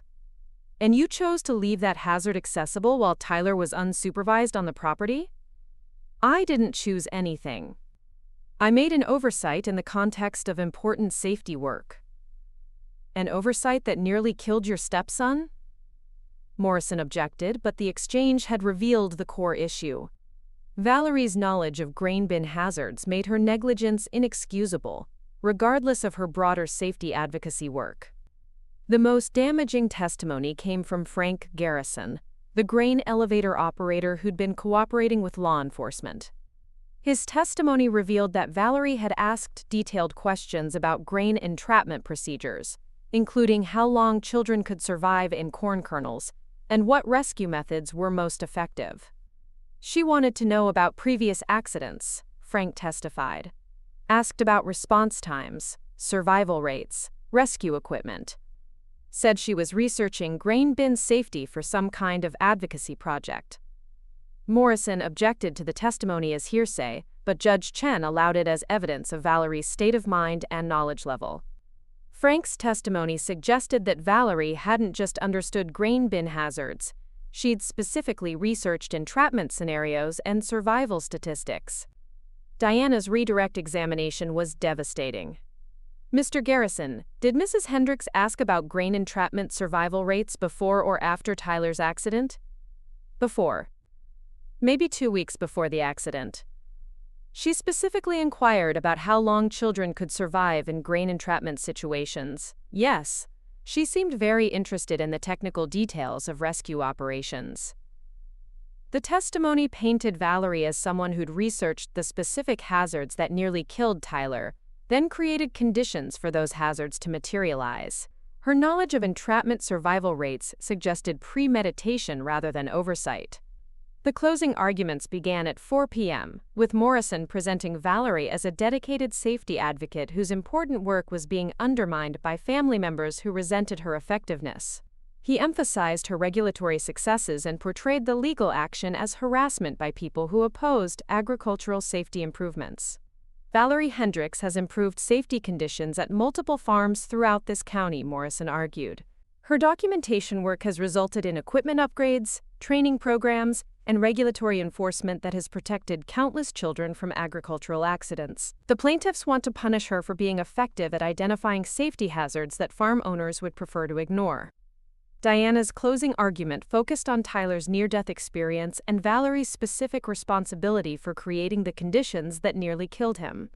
She emphasized the sophisticated nature of Valerie's safety knowledge and the inexcusable nature of her negligence given that expertise. Tyler Hendricks nearly died because someone with extensive knowledge of grain bin hazards chose to create a life-threatening situation while he was unsupervised, Diana argued. Valerie Hendricks. Safety advocacy work doesn't excuse her reckless endangerment of the child she was responsible for protecting. Good intentions don't justify nearly fatal negligence. Judge Chen recessed the court at 5 p.m., announcing that she would review the testimony and evidence before issuing her decision. The delay meant more sleepless nights and continued family tension, but it also suggested that she was taking the case seriously, rather than dismissing it as a family squabble. That evening, I sat with Dad and Tyler in the farmhouse kitchen, eating takeout pizza while emergency lights blinked on the grain elevator safety equipment visible through the window. The comprehensive safety improvements had transformed our operation into something that looked more like an industrial facility than a family farm. But Tyler was alive and safe. How do you think it went?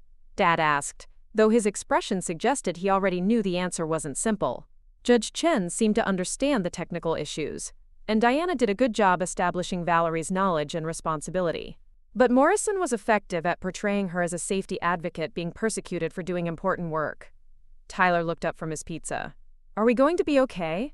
The question was simple but loaded with implications about family stability, financial security, and safety from people who were supposed to protect him. I thought about the legal expenses that had consumed my inheritance, the family relationships that might never recover, and the ongoing uncertainty about Valerie's role in our lives. We're going to be safe, I said, which was the most important promise I could make. Whatever else happens, you're going to be protected from people who don't put your safety first. Later that night, Ethan and I walked around the farmyard, checking the new security systems and safety equipment that had become a monument to Tyler's survival and our family's destruction. The emergency lights cast harsh shadows that made familiar spaces look alien and industrial. "Do you think you did the right thing?" Ethan asked, gesturing toward the safety equipment that had cost my entire inheritance and transformed our family farm into something unrecognizable. I thought about Tyler trapped in corn kernels, about Valerie's casual indifference to his near-death experience, about the sophisticated safety knowledge she'd used to create rather than prevent dangerous conditions. I think I did the only thing I could live with. Tyler is safe now, and that matters more than family harmony or financial stability. Even if it destroys your relationship with your father and stepfamily, especially then. Some relationships aren't worth preserving if they require compromising child safety. The next morning brought Judge Chen's decision, delivered in a courtroom that felt charged with nervous energy. She began by acknowledging the complexity of the case and the competing interests at stake. This case presents difficult questions about family responsibility, agricultural safety, and the balance between advocacy work and child protection. Judge Chen began. The court has considered extensive testimony about Mrs. Hendricks, safety advocacy activities, and their beneficial effects at multiple agricultural facilities. My heart sank, anticipating a decision that would prioritize Valerie's broader safety work over Tyler's specific endangerment. Morrison had been effective at portraying her as a martyred reformer whose important work was being undermined by vindictive family members. However, Judge Chen continued, the court finds that Mrs. Hendricks' general safety advocacy does not excuse her specific negligence in creating life-threatening conditions for Tyler Hendricks.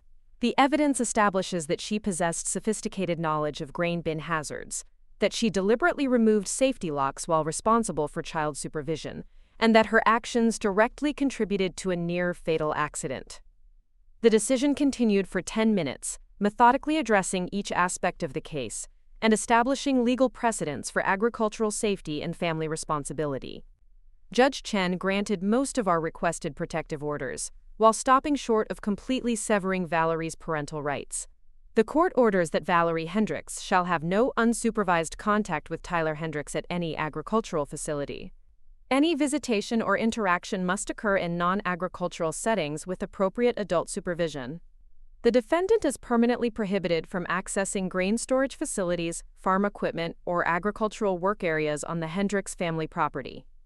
The decision was a victory, but it felt hollow after months of legal warfare that had consumed my inheritance and fractured our family beyond repair. Valerie was legally prevented from endangering Tyler again, but the cost had been our financial stability and any hope of family reconciliation. As we left the courthouse, Morrison approached Diana with papers for an immediate appeal to the state Supreme Court.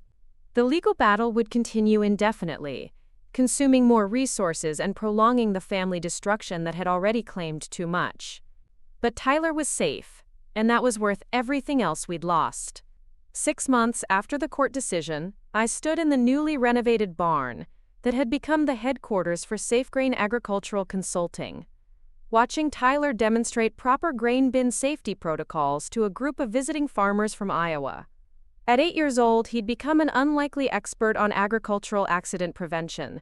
His near-death experience transformed into educational authority that adults respected and children understood. "You never go near the big silver buildings alone," Tyler explained to a farmer's daughter about his age, pointing toward the grain elevator complex that gleamed with new safety equipment in the afternoon sunlight. "And you always tell a grown-up where you're going, even if you think they're too busy to listen." The little girl nodded solemnly, the way children do when they recognize that someone their own age has survived something they can't quite comprehend. Tyler's confidence around farm equipment had returned gradually, but it was different now. More careful, more aware, shaped by the knowledge that agricultural environments required constant vigilance. I'd started Safe Grains 6 weeks after Judge Chen's decision, using the consulting contracts that had emerged from media coverage of our legal battle. Newspapers across the Midwest had covered the story of a family torn apart by agricultural safety disputes, generating inquiries from farms, insurance companies, and regulatory agencies seeking expertise in grain handling safety protocols. The irony wasn't lost on me. Valerie's actions had nearly killed Tyler, but the publicity surrounding our court case had created opportunities to prevent similar accidents at farms throughout the region. Every safety consultation I completed, every training program I developed, Every piece of emergency equipment I helped install represented protection for children who might never know how close they'd come to disaster. Dad emerged from the farmhouse carrying a pitcher of lemonade and paper cups, his movements slower than I remembered, but his expression more peaceful than it had been in months. The legal battle had aged him, carved new lines around his eyes, and added gray to his hair, but the constant tension that had defined our family life since Valerie's arrival was finally gone. "How's the training session going?" he asked, setting up a refreshment station near the demonstration area where Tyler was explaining emergency communication procedures to the visiting families. Tyler's a natural teacher. The other kids listen to him in ways they don't listen to adults. I accepted a cup of lemonade, ice cold and sweet the way Mom used to make it during harvest season. The Iowa farmers want to schedule a comprehensive safety audit for their co-op. 3 locations, about $40,000 in consulting fees. Dad's eyebrows rose. SafeGrain had generated more revenue in 5 months than I'd earned in 2 years at the county extension office. Demand for agricultural safety consulting had exploded as regulatory agencies increased enforcement activities and insurance companies required more comprehensive risk assessments. "You're building something important," Dad said, watching Tyler demonstrate proper grain bin entry procedures using the specialized equipment we'd installed after his accident. "Taking something terrible and turning it into protection for other families." I thought about the dozen farms where SafeGrain had implemented comprehensive safety improvements, about the emergency rescue equipment we'd helped install, about the training programs that had reached hundreds of agricultural workers and their families. Tyler's near-death experience had become a catalyst for systemic change that extended far beyond our own operation. "Any word from Valerie's attorneys about the appeal?" Dad asked, though his tone suggested he didn't really want to know the answer. "Diana says the state Supreme Court will hear arguments sometime this fall. Morrison is challenging the protective orders and seeking to overturn the court's findings about negligence and child endangerment." I sipped my lemonade, tasting summer sweetness mixed with the bitter residue of ongoing legal warfare. She's also filed a federal civil rights lawsuit claiming that agricultural safety regulations violate property rights and economic freedom. The legal complications had multiplied beyond anything I'd imagined when I'd first discovered Tyler trapped in corn kernels. What had started as a family safety crisis had evolved into a multi-jurisdictional battle over agricultural regulation, child protection laws, and the limits of advocacy work that endangered the people it claimed to protect. "Do you ever regret pursuing this?" Dad asked, gesturing toward the safety equipment that had transformed our farm into something that looked more like an industrial facility than a traditional agricultural operation. I watched Tyler explain emergency rescue procedures to children who might someday need that knowledge to save their own lives or the lives of their friends. I regret that it was necessary. I regret that Tyler had to nearly die before we took safety seriously.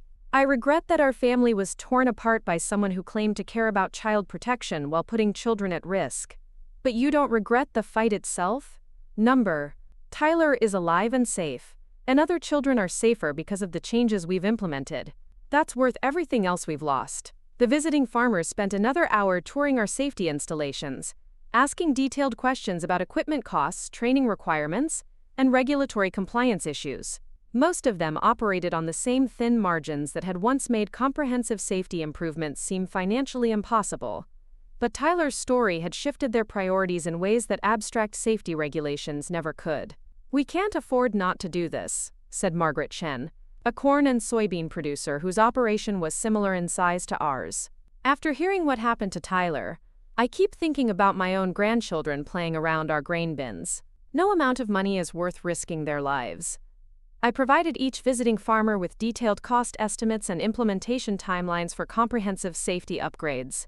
The equipment was expensive, the training was time-consuming, and the ongoing maintenance added operational complexity that most farms preferred to avoid. But children's lives weren't negotiable, and the agricultural community was finally beginning to understand that accident prevention was cheaper than accident response.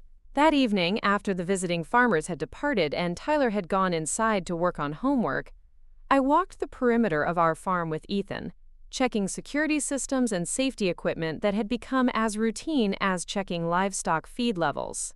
The emergency lights cast harsh illumination across equipment that gleamed with recent maintenance, a technological monument to Tyler's survival and our family's transformation. "How are you holding up?" Ethan asked as we approached the grain elevator complex that had nearly claimed Tyler's life 8 months earlier. The legal stress, the business pressure, the family complications. I thought about the question seriously. The past year had been the most difficult of my life, consuming my inheritance, destroying family relationships, and forcing me to rebuild everything I'd thought I understood about agricultural safety and family loyalty. But it had also been the most meaningful year, creating something valuable from trauma and turning near tragedy into systematic protection for other families. "I'm tired," I admitted. "Emotionally, financially, physically exhausted from fighting battles I never wanted to fight. But I'm also more purposeful than I've ever been." Safe Grain isn't just a consulting business. It's a mission to prevent other children from experiencing what Tyler went through. Any regrets about liquidating your inheritance for safety equipment? The money is gone, but Tyler is alive. Safe Grain has already generated enough revenue to replace what I spent, and the work we're doing has value that goes beyond financial calculations. I gestured toward the emergency rescue equipment that gleamed under security lighting. "This gear might save someone's child someday. That's worth more than any bank account balance." Ethan reached for my hand, the gesture comfortable and familiar after months of shared crisis management. "What happens if Valerie wins her appeals? If the courts overturn the protective orders?" The question haunted my sleep and shadowed every family interaction. Valerie's legal team had filed appeals in state and federal courts, challenging every aspect of Judge Chen's decision and seeking to restore her access to Tyler and our agricultural operation. Morrison had framed the legal battle as a constitutional issue, claiming that agricultural safety regulations violated property rights and that family courts had exceeded their authority in limiting Valerie's parental access. "If she wins, we'll deal with it. Tyler knows how to recognize dangerous situations now, and Dad understands the risks Valerie poses. The safety equipment will protect him regardless of legal decisions about visitation rights." I squeezed Ethan's hand, drawing comfort from his steady presence through months of uncertainty. "But I don't think she'll win." Judge Chen's decision was thorough, and the evidence of Valerie's negligence was compelling. "What about your relationship with your father?" The family dynamics. Dad and I had rebuilt our relationship gradually, bonded by shared commitment to Tyler's safety and mutual recognition that Valerie's presence had damaged our family in ways that extended beyond legal liability. He'd supported Safe Grain from the beginning, allowing me to use the farm as a demonstration site and helping with training programs that drew visitors from throughout the agricultural community. Dad and I are closer than we've been since Mom died. The crisis stripped away pretenses and forced us to focus on what really matters. I looked toward the farmhouse where warm light spilled from kitchen windows, Tyler visible at the table working on arithmetic homework. We're a family again. Just the three of us. The way it should have been all along. 3 weeks later, Diana called with news that shifted everything again. The Nebraska Department of Agriculture had completed its investigation into Valerie's activities at farms throughout the region, uncovering evidence of systematic safety violations that went far beyond what we'd discovered during Tyler's accident investigation. They found falsified inspection reports, forged safety certifications, and evidence that Valerie was being paid by advocacy organizations to document agricultural hazards, Diana explained over the phone. She wasn't just conducting amateur safety research. She was part of an organized effort to manufacture evidence for regulatory reform campaigns. The revelation recontextualized everything we'd experienced. Valerie's safety advocacy work hadn't been motivated by genuine concern for child protection. It had been funded political activity designed to generate evidence supporting stricter agricultural regulations. Tyler's accident hadn't been collateral damage in important safety research. It had been a convenient crisis that advanced predetermined policy objectives. Are there criminal charges? Wire fraud, conspiracy to defraud federal agencies, and possibly racketeering charges? If they can establish that her organization was systematically manufacturing safety violations. The FBI has opened a federal investigation into the funding sources and coordination between advocacy groups. I thought about the months we'd spent defending our family against someone we believed was a misguided safety advocate whose good intentions had led to dangerous negligence. The reality was far worse. Valerie had been a paid operative whose activities were designed to manufacture crises that would advance political objectives. Diana, does this affect the protective orders? Tyler's safety? It strengthens our case significantly. Evidence of deliberate fraud and conspiracy to manufacture safety violations demonstrates that Tyler's accident was part of a broader pattern of reckless endangerment. The federal charges will probably supersede the family court issues. That afternoon, I drove to Tyler's school to pick him up early, wanting to explain the developments before he heard rumors from classmates whose families followed agricultural news. I found him in the playground, teaching younger children how to identify potentially dangerous farm equipment during a safety presentation his teacher had arranged.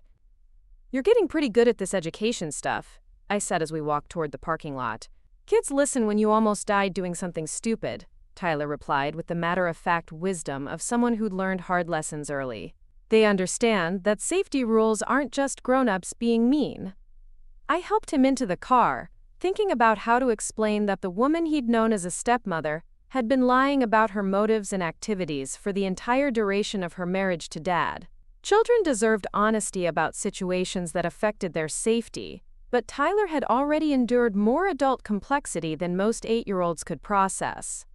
"Tyler, there's been some news about Valerie and why she had those keys to the grain bins. It turns out she wasn't just interested in farm safety for good reasons." "You mean she was a bad person?" The question was simple but loaded with implications about trust, family relationships, and how children learn to evaluate adult motivations. Tyler had lived with Valerie for over a year, accepted her as family, and trusted her with his safety on the morning that nearly killed him. She was working with people who wanted to make farms follow more safety rules, which sounds good, but they were doing it by creating dangerous situations and hoping someone would get hurt. That's not how you help people stay safe. Tyler was quiet for several blocks, processing information that challenged his understanding of adult behavior and family relationships. "So she wanted me to get stuck in the corn?" "I don't think she wanted you specifically to get hurt, but she made it possible for accidents to happen because accidents would help her convince people that farms needed more safety rules."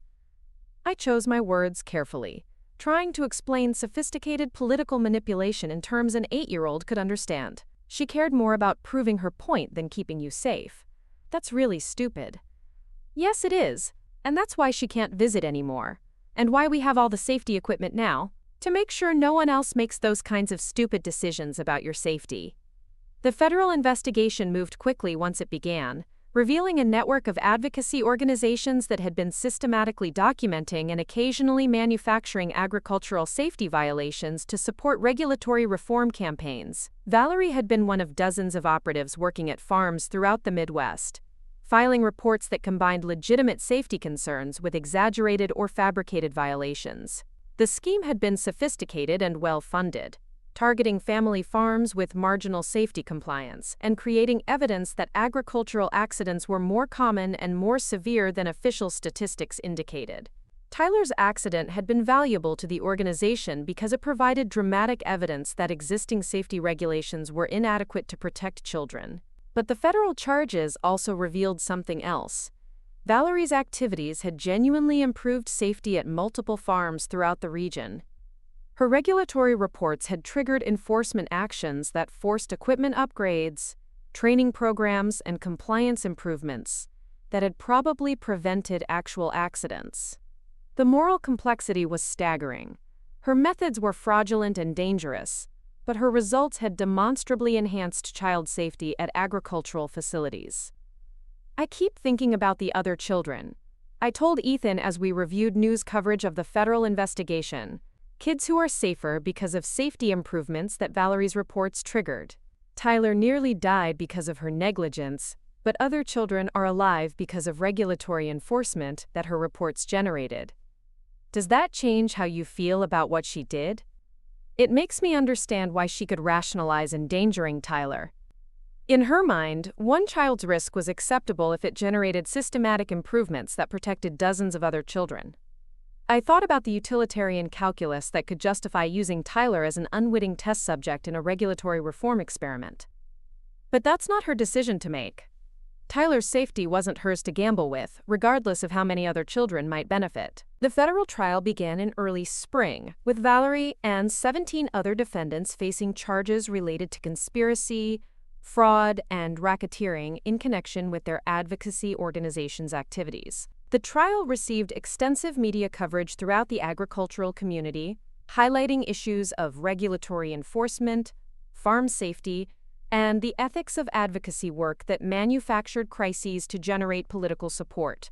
I testified about Tyler's accident and our family's experience with Valerie's safety research activities. The federal prosecutors used our case as evidence of the dangerous consequences of the organization's methods, while defense attorneys argued that their clients' activities had improved safety at hundreds of farms and prevented numerous accidents. Ms. Hendricks asked the federal prosecutor, "In your professional opinion as an agricultural safety consultant, could the safety improvements triggered by Mrs. Hendricks' regulatory reports have been achieved through conventional advocacy methods?"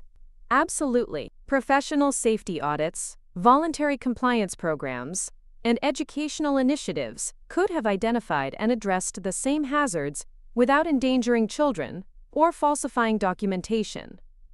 But would those conventional methods have generated the same rapid regulatory response? Probably not. Actual accidents create urgency that safety reports don't generate. But that urgency should come from genuine accidents, not from deliberately created dangerous conditions. Valerie's defense attorney cross-examined me about SafeGrain's success and the safety improvements that had resulted from publicity surrounding Tyler's accident. Ms. Hendricks, hasn't your consulting business benefited significantly from the media attention generated by this case? SafeGrain has been successful because there's genuine demand for agricultural safety consulting services. But that demand was created largely by publicity surrounding Tyler's accident and the regulatory enforcement activities that followed. The demand exists because agricultural accidents are preventable tragedies that destroy families and communities. Tyler's accident demonstrated the need for better safety protocols, but that need existed before his accident and would continue to exist regardless of media coverage.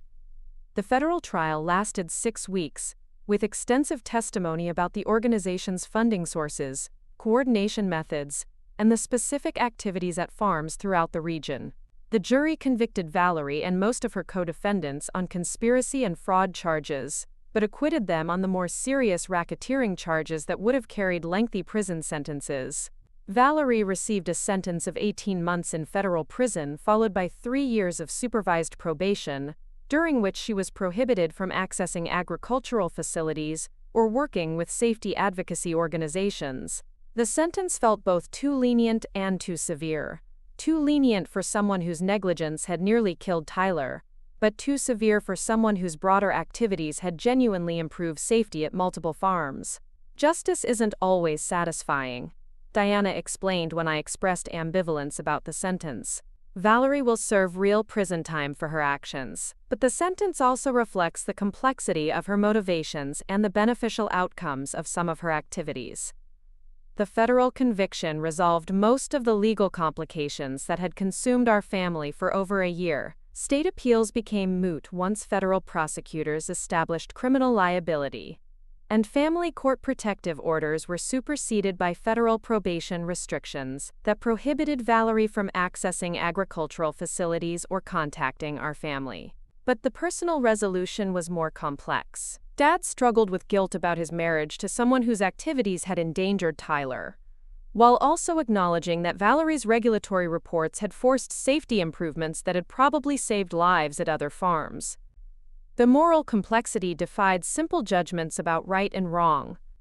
2 years after Tyler's accident, SafeGrain Agricultural Consulting had grown into a regional operation with 6 full-time employees and contracts at over 40 farms throughout the Midwest. We'd helped implement comprehensive safety programs that had prevented at least 3 potential grain entrapment accidents, and had trained hundreds of agricultural workers in emergency response procedures.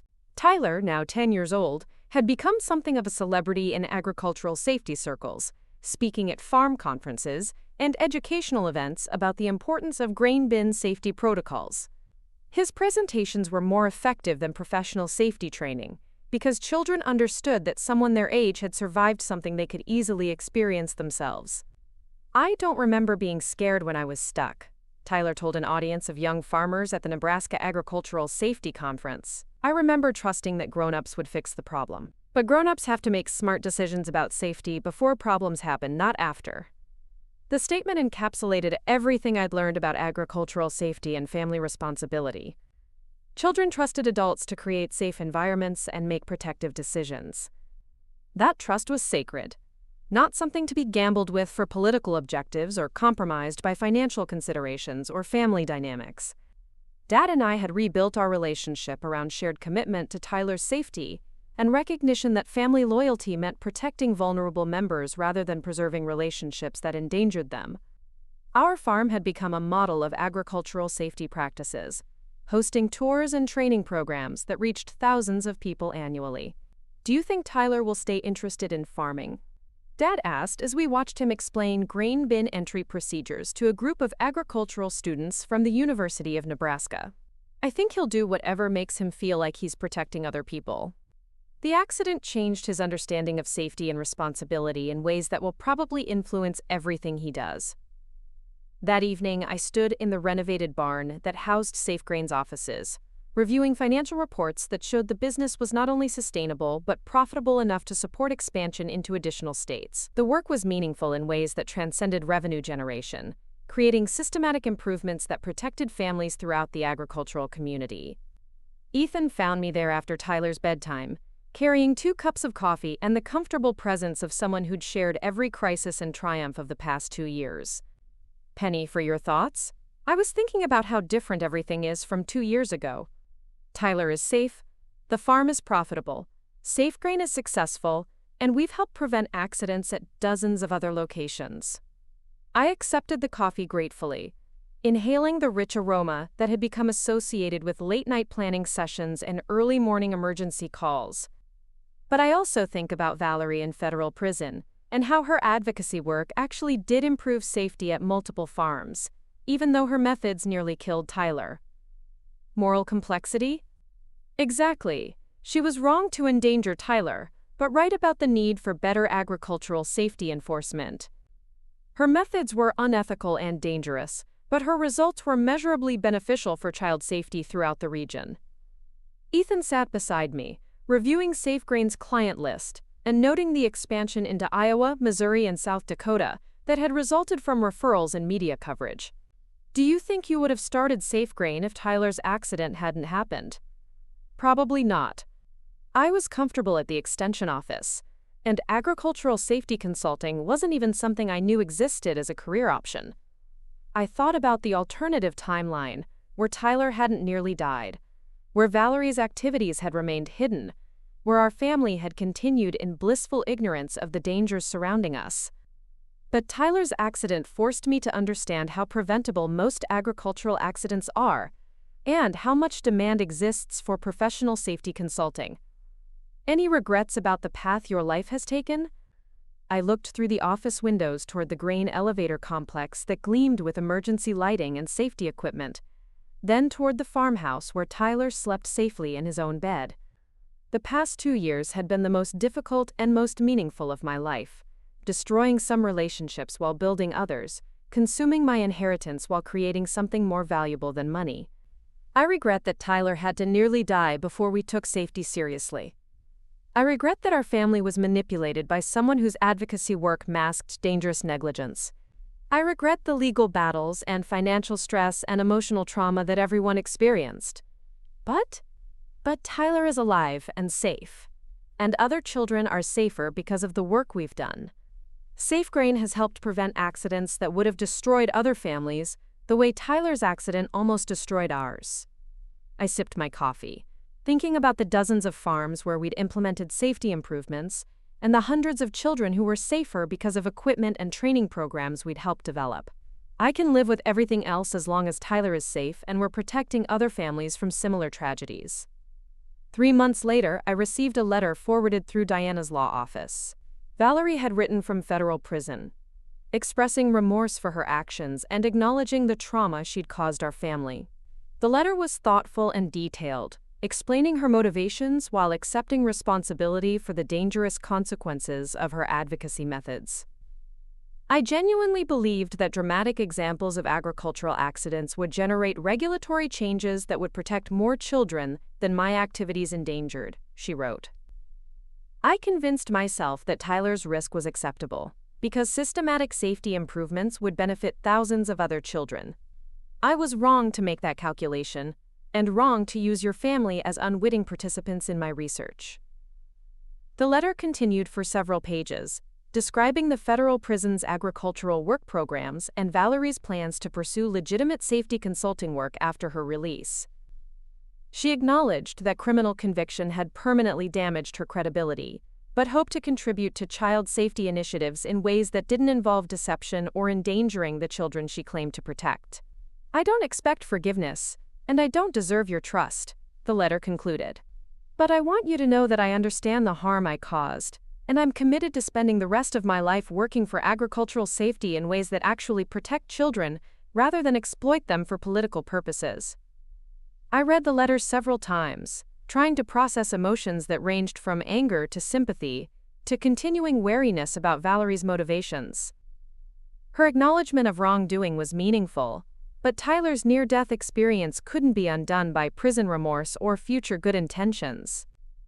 Dad read the letter when I showed it to him, his expression cycling through similar emotional complexity.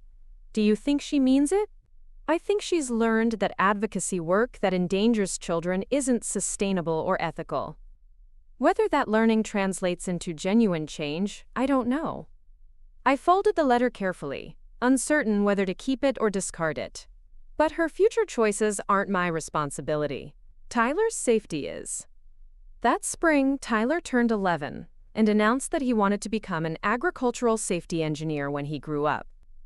His career ambitions were shaped by understanding that engineering and technology could prevent the kinds of accidents that had nearly killed him, but also by recognition that safety required human judgment and ethical decision-making that couldn't be automated. I want to design grain bins that can't hurt kids, he explained during a family dinner that included Ethan and Marcus Rivera, who'd become something like an honorary grandfather through his ongoing safety consulting work. Like, bins that automatically shut down if someone falls in, or that have built-in rescue equipment. Marcus smiled at Tyler's engineering enthusiasm. Those are exactly the kinds of innovations agricultural safety needs. Engineers who understand the human costs of design failures, not just the technical specifications. The conversation reminded me that Tyler's accident, traumatic as it had been, had also given him knowledge and motivation that might someday protect other children. His understanding of agricultural dangers was deeper than most adults, but so was his commitment to preventing similar accidents through better technology and safety protocols. Safe Grain had grown into something larger than I'd imagined when I'd started the business with consulting contracts generated by Tyler's accident publicity. We now employed agricultural engineers, safety trainers, emergency response specialists, and regulatory compliance experts who worked with farms, insurance companies, and government agencies to implement comprehensive accident prevention programs. But the core mission remained personal, ensuring that no other family experienced the trauma of finding their child trapped in preventable agricultural hazards. Every safety audit we completed, every training program we delivered, every piece of emergency equipment we helped install represented protection for someone's Tyler, someone's little brother or sister who deserved to grow up safely on the farms that fed the nation. 5 years after Tyler's accident, I stood in the same grain elevator where I'd found him trapped in corn kernels, now surrounded by safety equipment and emergency systems that made similar accidents virtually impossible. The space had been transformed from a death trap into a demonstration site for agricultural safety technology, hosting tours and training programs for visitors from throughout North America. Tyler, now 12, led safety presentations with the confidence of someone who'd survived something terrible and chosen to transform that experience into protection for others. His near-death experience had become a catalyst for systematic change that extended far beyond our family farm, influencing regulatory policy, insurance requirements, and industry standards for grain handling safety. Sometimes bad things happen so good things can happen for other people, Tyler told a group of young farmers during a safety training session. I got stuck in corn and almost died, but now lots of kids are safer because grown-ups learned how to prevent accidents. His simple explanation captured the complexity of finding meaning in trauma, of building something valuable from experiences that could have destroyed everything we cared about. Tyler's accident had nearly killed him, but it had also generated changes that had probably saved dozens of other children's lives. The work continued, would always continue, because agricultural safety required constant vigilance and continuous improvement. But Tyler was safe, other children were safer, and our family had survived challenges that could have destroyed us permanently. Standing in that grain elevator surrounded by safety equipment and emergency systems, watching Tyler teach other people how to prevent the accident that had nearly killed him, I finally understood what victory looked like. Not the absence of danger, but the presence of protection. Not the elimination of risk, but the commitment to safeguarding the people we loved from preventable harm. Tyler was alive, was thriving, was using his experience to protect other children. That was worth everything we'd sacrificed to make it possible. Up next, you've got 2 more standout stories right on your screen. If this one hit the mark, you won't want to pass these up. Just click and check them out.